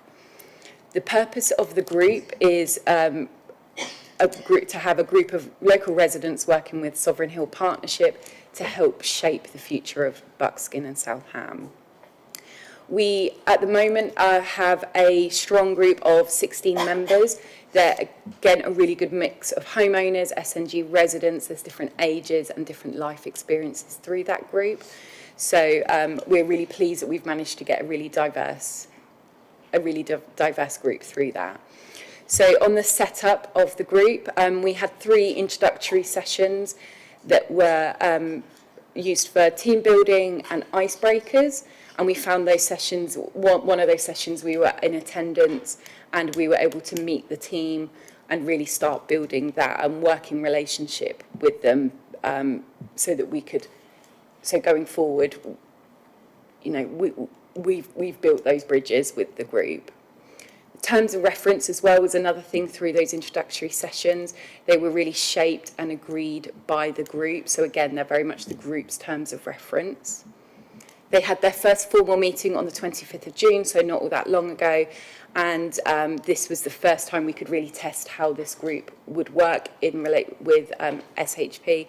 And we were able to present the resident offer that we have discussed earlier, which was well received, and the engagement charter. And it was interesting way of working because we could discuss 2 different things with different, what kind of influence the group have over those things, and we were able to have really good conversations about language use and how we can best make sure that that those things that we present to the community are understood and really well presented. The group at that meeting also elected co-chairs, so they have a chair that is a homeowner and a chair that is an SNG resident. And from my understanding of those, it was really important to the group that they had those co-chairs through that. So we have been asked questions about the terms of reference and the scope of influence for this group. So I really just wanted to pick up the key elements. Like I said, this is very much developed by the group that SNG have also worked with them on. So there's something that the group have agreed with. And really, there's lots on there. This is directly from the scope of influence, from the terms of reference, but really this focuses on the 3 main pillars. So strategy, so what our priorities are and our approaches; delivery, about holding us to account for the programme and that offering a resident's perspective on that; and then the monitoring, so what does monitoring look like, and identifying what worked well and what could be improved. So the group absolutely can, while SNG will request, can we come and talk to you about something, they also can request that we attend and again have those conversations with us. But didn't know if anyone had, we could pause here again for any questions about the ROG.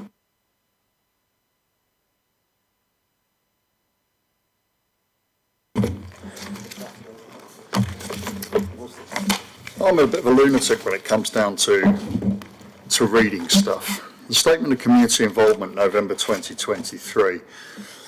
Again, we've covered this. It's green all over it where I've highlighted it. And basically, it's early consultation, complete consultation, going above and beyond. So what I just want to re-emphasise is something that was brought up previously. This consultation process must be meaningful. It needs to be early. It needs to be something that empowers people to have the time to get stuck in and look at what the details are, consider it, talk to their neighbours, talk to their family, talk to their friends, around the community, discuss it.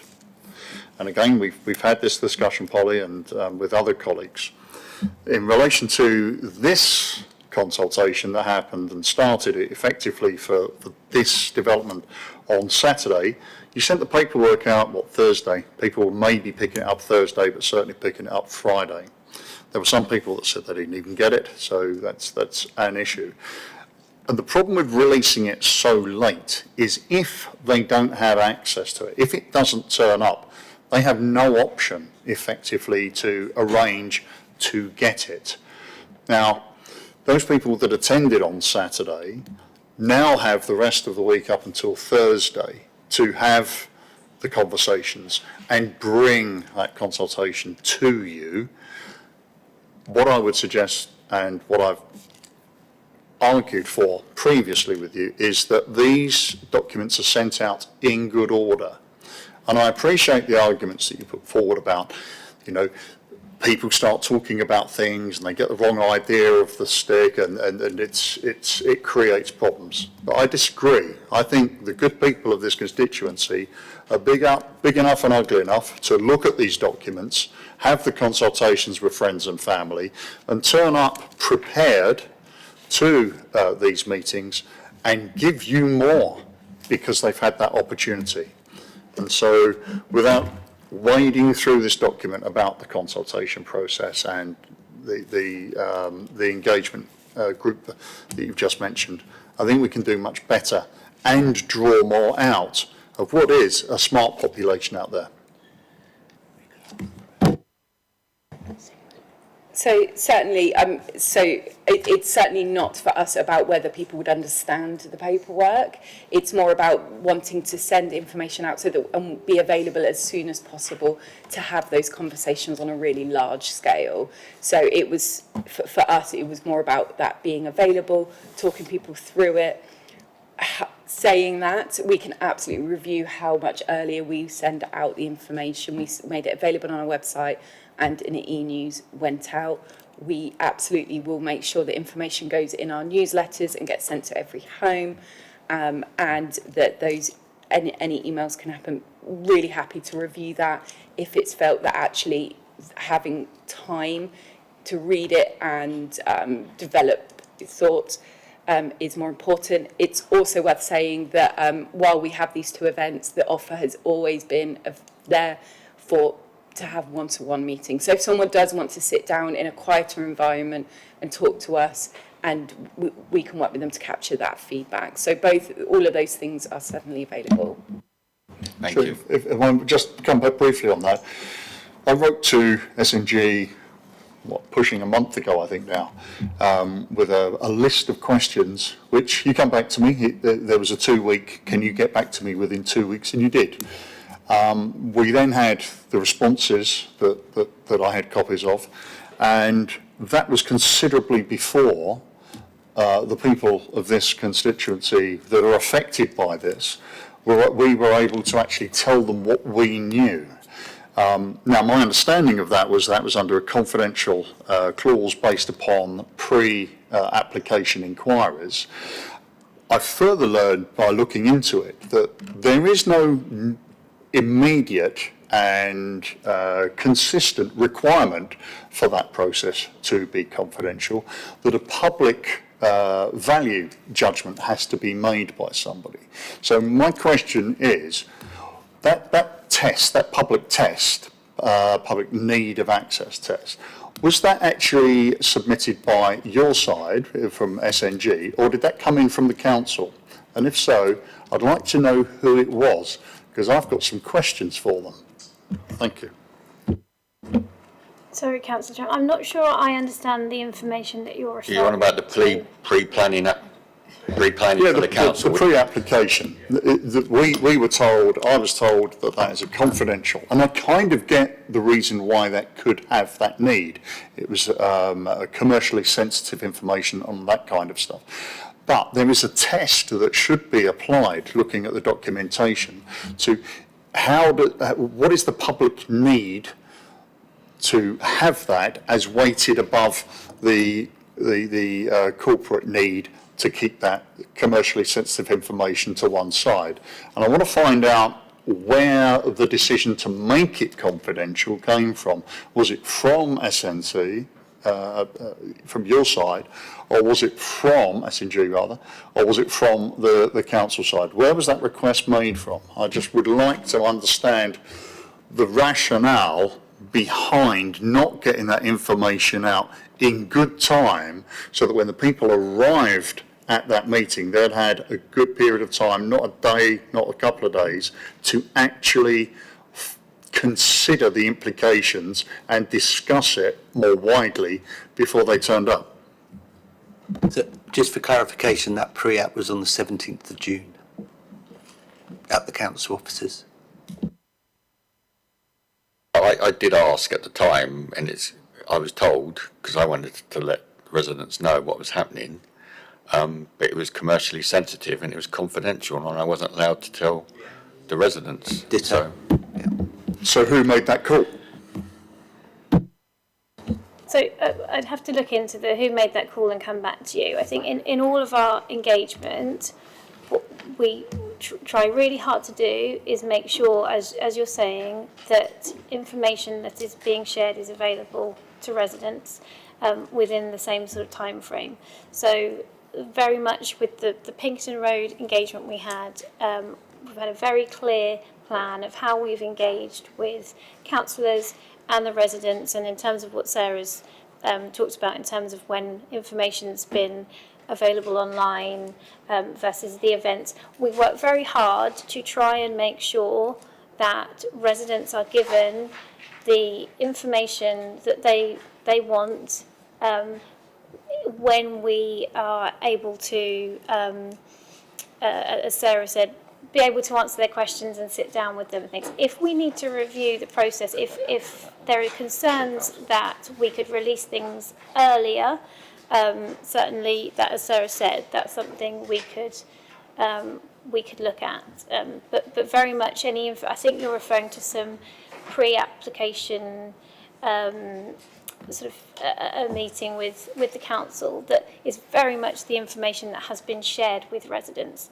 It's in a slightly different format. It frankly looks a bit prettier because we've been able to develop it a bit further for the engagement events, but it's the same information that we're sharing at the events with residents as we would with councillors. It's really important that residents hear from us at the same time.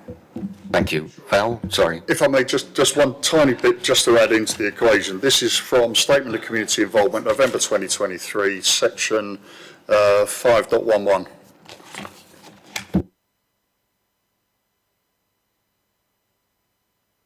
So is that a council document that you're referring to? Okay, thank you. Sorry, Val. Give him a nudge next time, can you?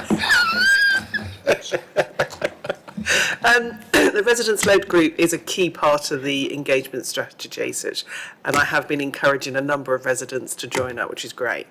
The terms of reference here, are they an abridged version? So I would really like to see the full version of those, and if they are, I'm really pleased that they are created by the group, which is wonderful. And my second request is that we have the LRG members or co-chairs attend our next meeting so that we can see how effective that is as an engagement tool. Yeah, we can get that on the agenda. So we can ask them. Certainly. It's up to them. They might not want to. Yes. Yeah. So, yeah. To speak Oh, about right. it tonight. Okay. In terms of the terms of reference, as Sarah said, they're terms of reference that have been developed with that group. If they are happy to share them further, we're happy to support that, but they're their terms of reference, so we'd have to clear that with them. And also in terms of them attending. So I do disagree with that, because a terms of reference of a committee can be open to the public. Yeah, so and we're happy for that to be shared. There's no SNG objection to that being shared, but we would still, as an independent group who are not here to represent themselves, we would just want to run that past them before we shared anything, as well as inviting But them. as a key tool, I think we do need to be aware of what they are there to do, because if there are gaps, we need to therefore fill that. Absolutely, completely agree. And just to echo Polly's point, we would happily share that. We're still due to have a conversation with the group. We have asked them how they want us to support them to communicate after each meeting. We've got a big platform with our website and things like that. So there's still some work to be done to how we can support that communication of what happens at meetings, outcomes of those meetings. So again, we can be really clear with that. But those conversations are still due to happen. So to be clear, I'm not asking for notes of the meeting or anything like that. What I want, so Chair, what I'm actually asking for is the terms of reference so that we can ensure that there are no gaps in the level of scrutiny and engagement that are across what we're doing. Yeah, completely. And that is, this was kind of an additional piece that we really want to make sure that everything that happens through that group, that we're able to communicate with the group. We have that on our next meeting and the terms of reference of this panel. I think SNG have clearly said they have no issue with that. Yeah. They're going to take it back to the group, so suggest we add that and invite them. That's it. Okie dokie, Yeah. cool.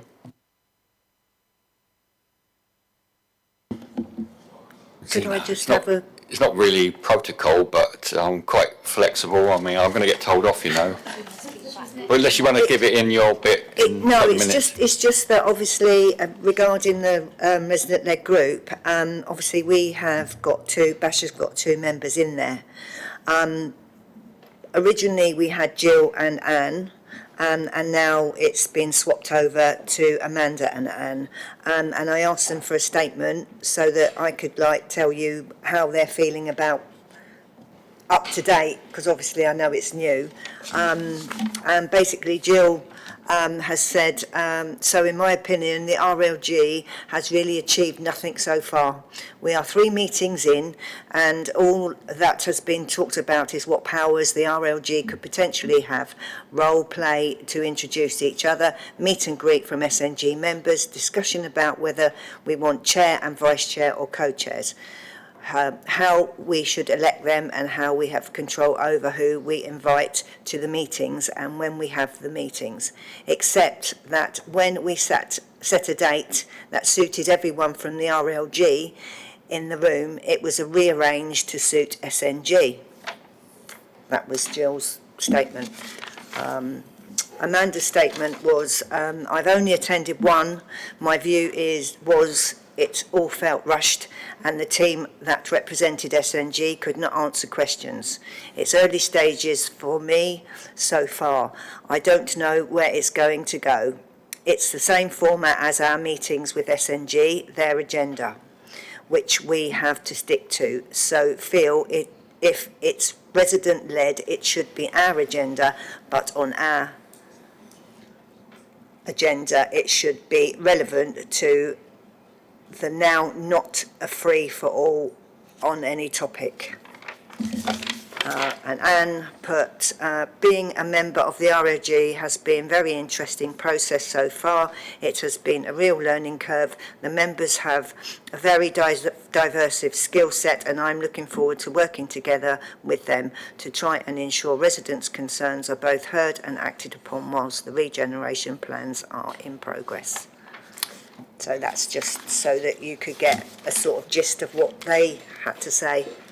Thank you. So, we've heard from 2 members there via Zeno that it's a top-down process and we want it to be a bottom-up, so there's certainly room for improvement there, isn't there?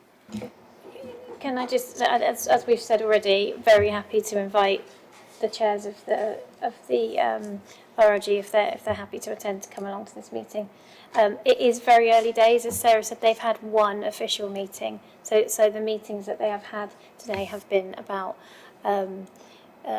building skills and setting terms of referencing. So there's been 1 official meeting. There's lots of work for them to do, and I'm sure they'll have lots to contribute. But also, just as Sarah did explain, the group is facilitated by an independent facilitator, Newman Francis. So SNG did not set the agenda. We do come along and say, look, we want to talk to you about this. We really want your feedback. Can you help with this? But the agendas are not set by us. Certainly we suggest things, but Newman Francis facilitate and support that group independently. And that will also be a role of the co-chairs coming up. Now that those roles are filled, that will absolutely be a key part of their roles. So I think we get the co-chairs along and we give them here and let them feel open to express themselves of how they think the process is going.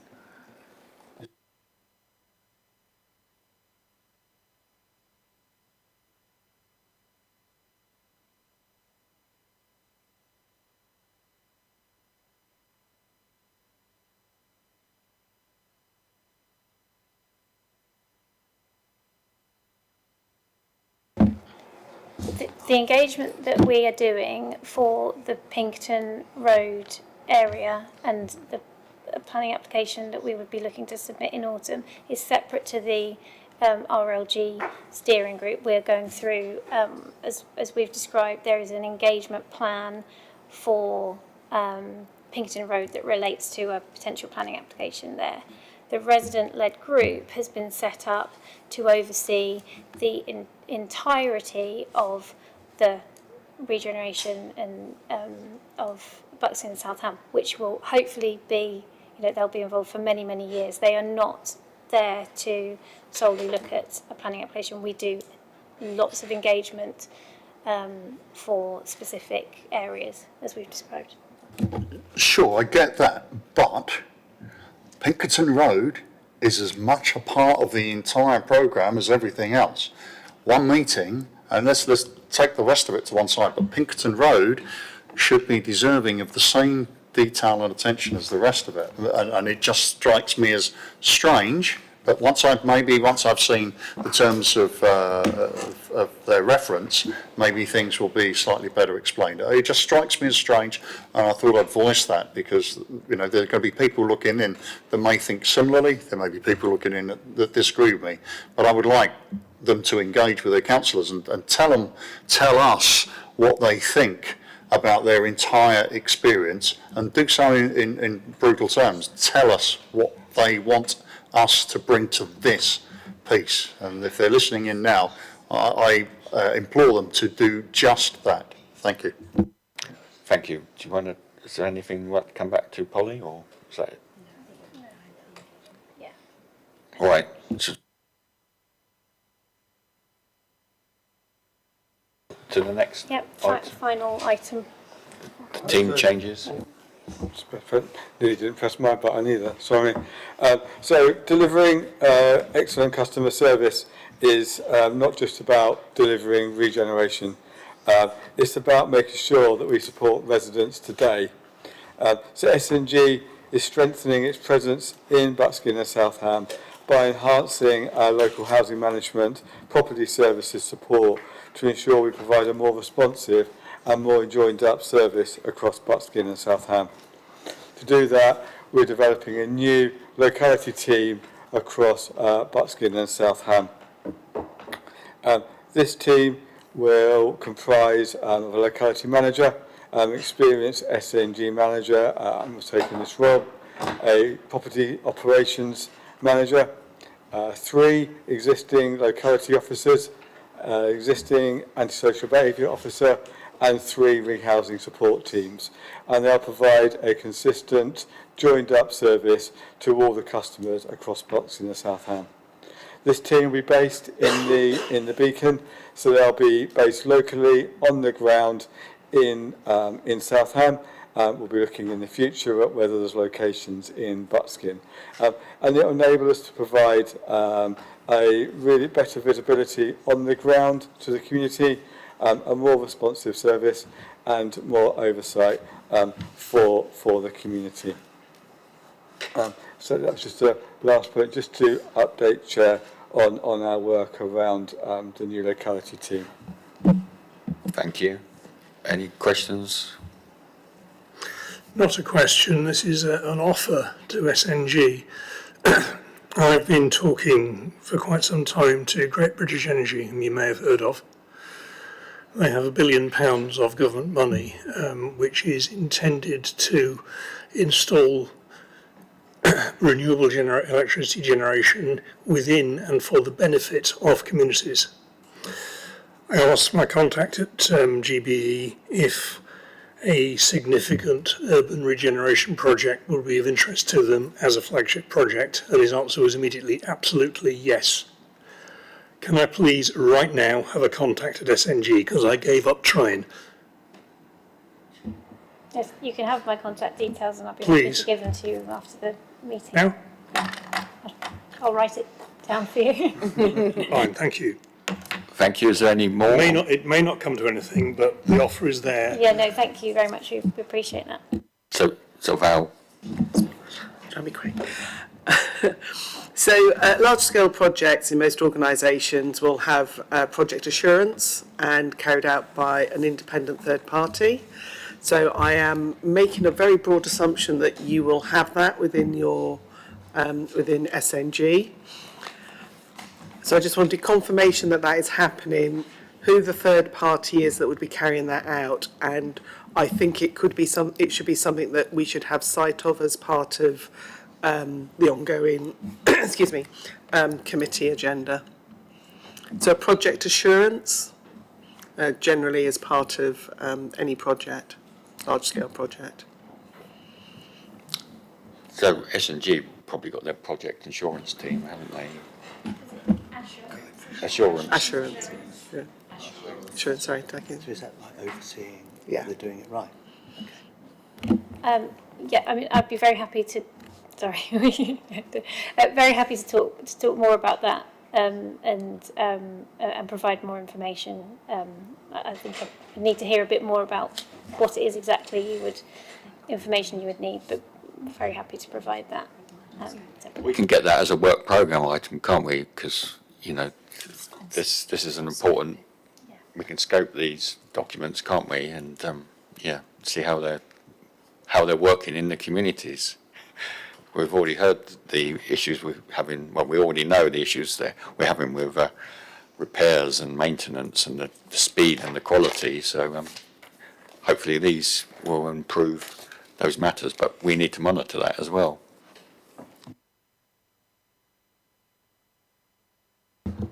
Just briefly, in relation to the new team that you're setting up, can we have a sight of what they are actually doing, who's responsible for what? I mean, for example, my particular point of focus is this maintenance issue. Is somebody on that team specifically responsible? And can we have contact details so that we can get hold of them in short order? Because I've got a shopping list of people who have probably got some information that individual will need. Thank you.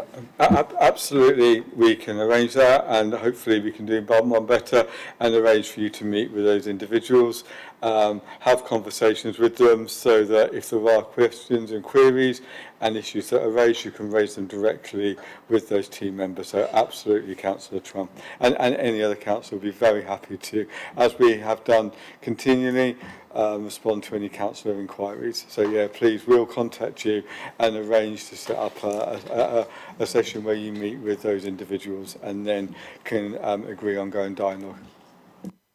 Thank you. Thank you. So, yes, I think we're happy with that, and we should monitor that. I think that's it. Thank you very much for your presentation and your patience and your trying to give detailed questions to answers. Thank you very much for having us. No problem, thank you.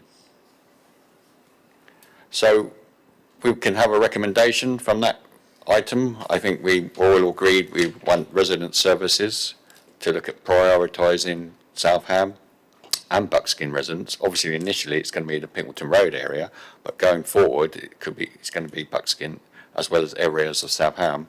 Look at them, giving them priority allocation within the system. So yeah, that's the recommendation. Well, obviously the officers can word it a lot better than I can, but I think you've got the gist of where we want to go. Would that be like a temporary points uplift or something like that? Well, it's going to be temporary for 20 years, sure. Yeah. So yes. So obviously that should be taken into account. So yeah. So when the council review their allocations policy every couple of years, and we need to flag that Buckskin and South Ham residents need priorities. Just to that point, because you take houses away at one end of the equation, you've got to put it out on the other. We've got a lot of people on our waiting lists. Now, the focus of this redevelopment, this upheaval, but with benefits potentially, hopefully, is we need to get our lists down. The lists of the people that are on the waiting list here, of Basingstoke and Dean people. We need to get those down. And what I'm very keen to hear is that our 4,000 people that are sitting on the waiting list, when we have the upscaling of accommodation that this regeneration will create, that we can significantly dent that particular number as a matter of priority. So whilst I appreciate that absolutely the local residents, those who are displaced and those who are directly impacted by this programme should absolutely be at the top of the pile, that there is very much a focus on making sure that we look after our residents in this town and make sure that our lists are reduced as a matter of priority and not supporting other bigger plans that maybe central government may have. I think that's always the purpose of this council. I mean, we have local allocations, you get additional points for local needs and for local tenancies and local lots of things. So yeah, I think we're all singing from the same hymn sheet there. So, and that's Resident Services Committee, but we're going to feed into that anyway, so we're making that recommendation.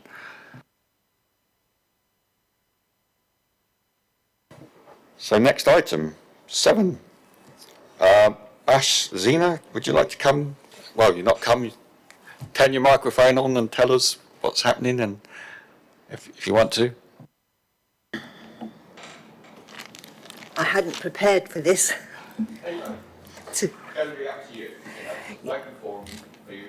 And you can come along. It's a standing order, so Yeah, I mean, obviously I hadn't prepared for this, so it's just going to come off the back of what I think. But it'll be what I think, obviously, not because in general, because I didn't think, and I do apologise for that. After going to the meeting on Saturday, I just felt. Hang on, I have got some notes actually saying that. Sorry about this, everybody. I can't see because I've got the wrong glasses. Right, hang on, let me have a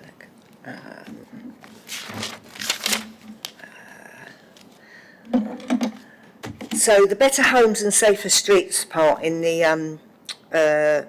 on the board, there's nothing wrong with our existing homes. They just needed maintaining, to be fair. By the Housing Association, not just SNG, but by all the ones previously. So obviously, you know, when you get paid your rent, do you not put a pot aside for the maintenance? So you can then, you know, issue, if they need a boiler, you've got the money because you're getting that rent. All the homes which are privately owned, the majority, there's nothing wrong with them, to be fair, because we maintain our own homes. So we've got to the situation where you've got really bad homes around the area, and why? Because you've not maintained them. So you're going to go for this new regeneration, and who's going to say that you're going to do exactly the same as what you've done in the past? Number 2, I had more access to job opportunities. How does the access to the job opportunities work? That was one of my questions. Healthier, greener neighbourhoods. How are we going to achieve more green spaces when you're going to make denser housing? Stronger, more connected communities. How are you going to achieve this when you are removing people from the area? So you're decanting people from Pinkerton Road. Where are they going to go? Are they going to go to houses on Southam that you've got empty? Because I know for sure you have 23 properties which are bungalows on Buckskin which are empty. And some have been empty 4 years, 2.5 years, a year. What is going on? You know, you've got other properties in the area. I walk around the area, I live there, so I know, you know, what it is. Hopefully you will also explore the design of the flats, the picture of the flats, as what you have actually shown has gone back to what was there in the 1960s. So actually, I was here when the first flats were knocked down, and they look very similar to what is there, what you're proposing now. I mean, your design people seem to go for places which are from London, not from around this area, you know, what would look good. Also, we'd like them to be, you know, a little bit stylish and have pitch roofs, not flat roofs. The thing with a flat roof is it needs a lot of maintenance. My husband used to do work in roofing, and he said, you know, it's a nightmare trying to keep a flat roof, you know, good. So I think a pitch roof would look better, because the other ones are hard to maintain. And what was this one? Sorry, keywords for funding. Oh, we were going to ask how the funding... Well, the green spaces, cycleways, pathways, are they words they use to get funding? What was that? The green spaces, cycle paths, walkways. Oh, and all right. that. So, yes, so the cycle paths, walkways and that sort of thing is how they're getting the funding? Is that keywords they're using to get the funding? All right, are they the keywords you use to get funding?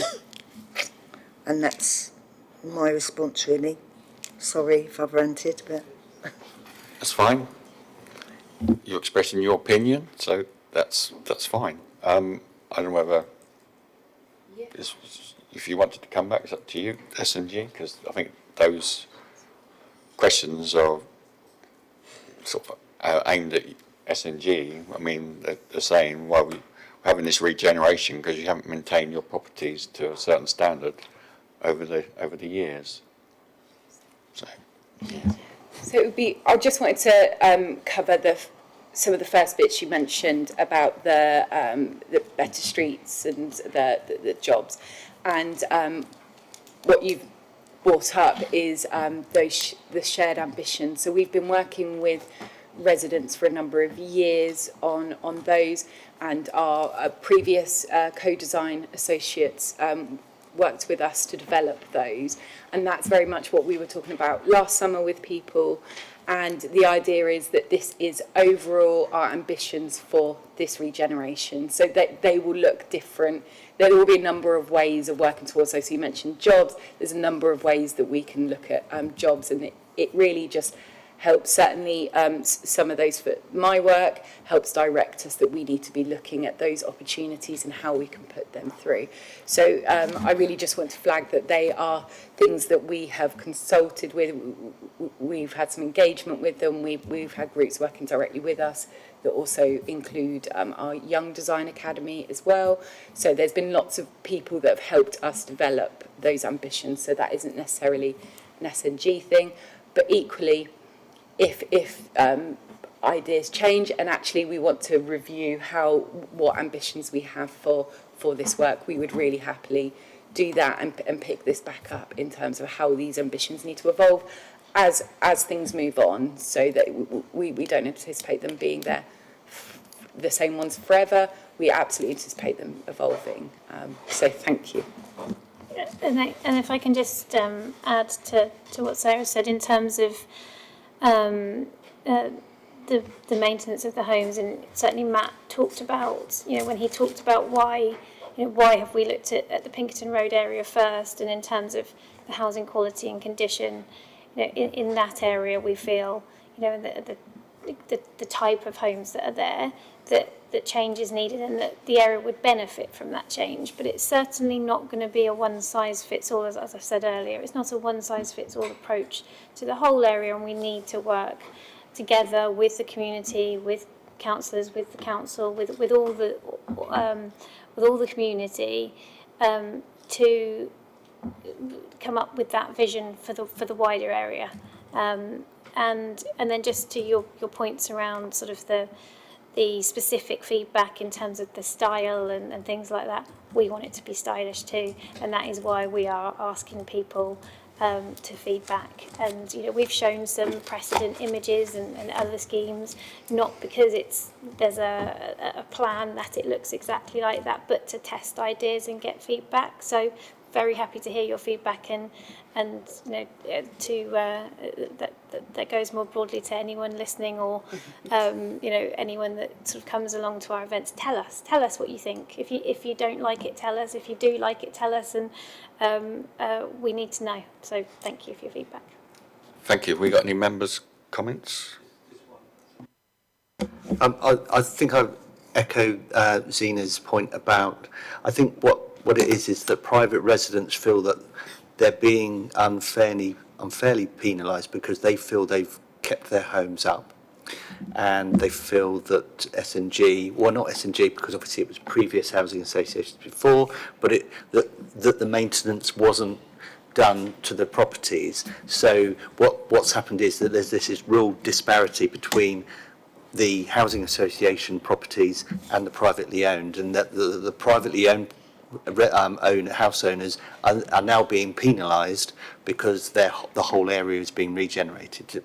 Do you see what I mean? So there's a little bit of an annoyance in that way because they've kept their gardens, they've got lovely, they've maintained their roofs and things like that, and now they're all being pulled into one big regeneration area and being told that their castle is going to change. They're being forced to move. So I totally understand what Zina's saying there. Obviously, mentioning about the style, I did mention to you, Polly, about the pitched roofs. That some of the roofs obviously are going to be 4-storey, and at the moment they're only 3, I think. So we are going up slightly higher. If you had pitched roofs with dormer windows, then the styling would look so that it's not higher. So yeah, I think all that going forward, I think we need to see more ideas about what it could look like, rather than just black blobs on a board, so that people can get an idea before the planning goes in. Do you see what I mean? Just throwing ideas out there. I think that's really important, so that people can have an expectation, because when we go into the planning process, you get that official consultation period, and there's a very tight timeline where people can actually go into the portal and make comments. So I think going forward, if you can show what your ideas are about the styles, then it'll give people a better idea of where they're going to possibly live. Thank you. Is anyone?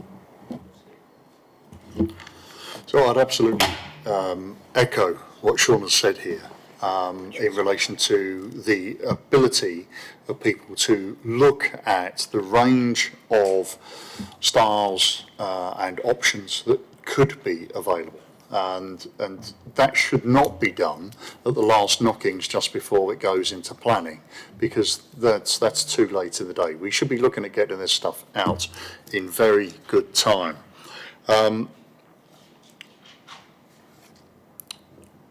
With regards to the comment that was made, you've been working with residents for a number of years.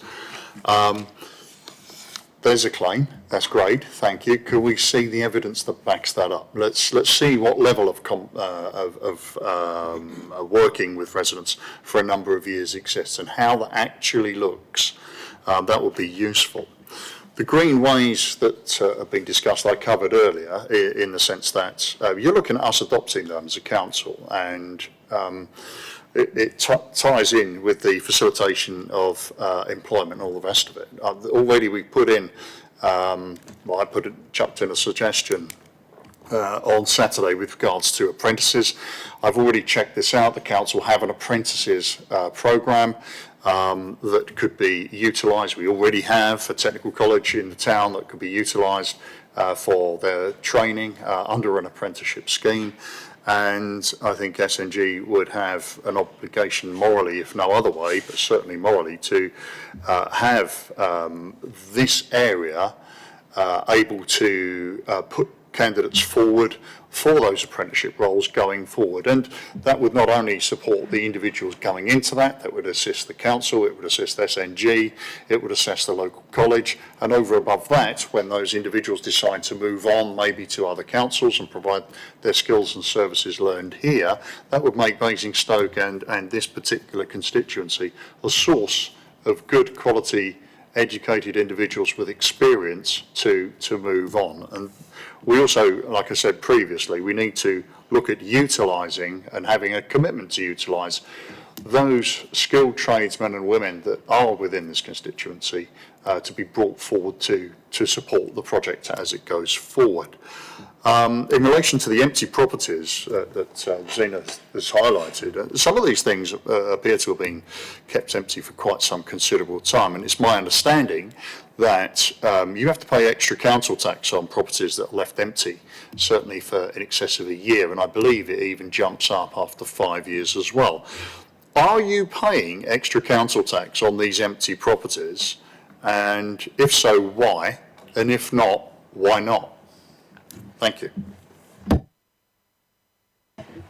So, can I just say on the apprenticeship point, we absolutely agree that there's SNG is very supportive of apprenticeship programs. We have apprenticeship programs, and in any sort of potential redevelopment, we always look to maximise those opportunities, particularly for local residents. So yeah, completely agree with you on that.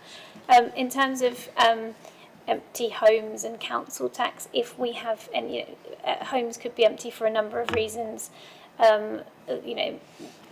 People move out, people move in. We're always trying very hard to re-let those.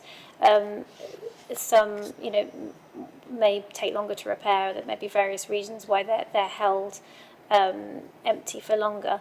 We will always pay our council tax, and at whatever rate it applies, we pay council tax on those properties. Thank you, Councillor. Hi, on the subject of design and style, if you want a good example of high quality mixed suburban design, go to Sheffield Park. The only thing I would say is the garages and parking spaces are too small. Other than that, it's an excellent example.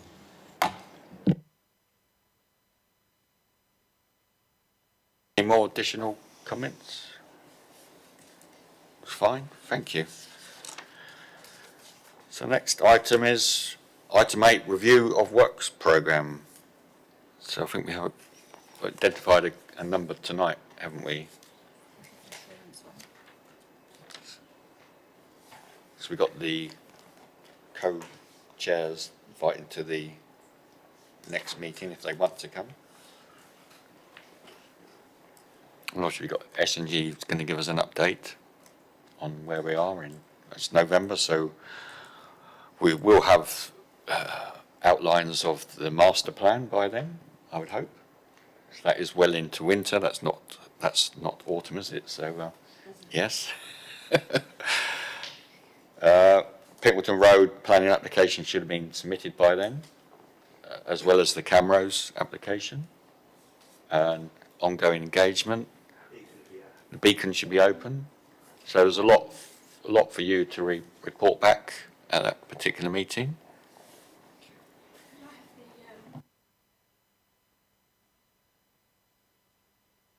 That'll be on the planning application for Pingleton Road, yeah. Julian? Yeah, as regards the work programme, I think for some of the other committees, we get a separate sheet with the work programme, and I think that would be useful. Yeah, we missed that one off, haven't we? It's just more because it was just sort of the same options with Yeah. different things going forward, but as we start building. We've picked up a number of items tonight, and we get them on the works programme. If they're not on this next committee in November, they'll be on the one after that in February.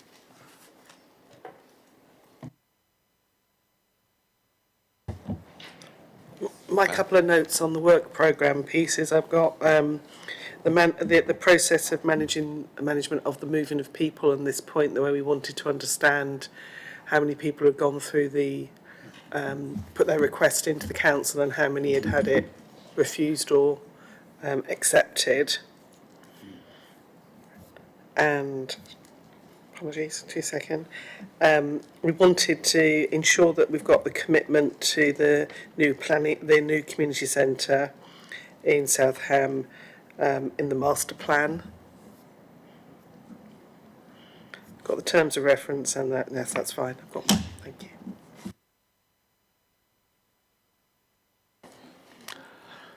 That's it, I think. So thank you very much, members. Zena, thank you very much for coming along, and safe journey home. See you later.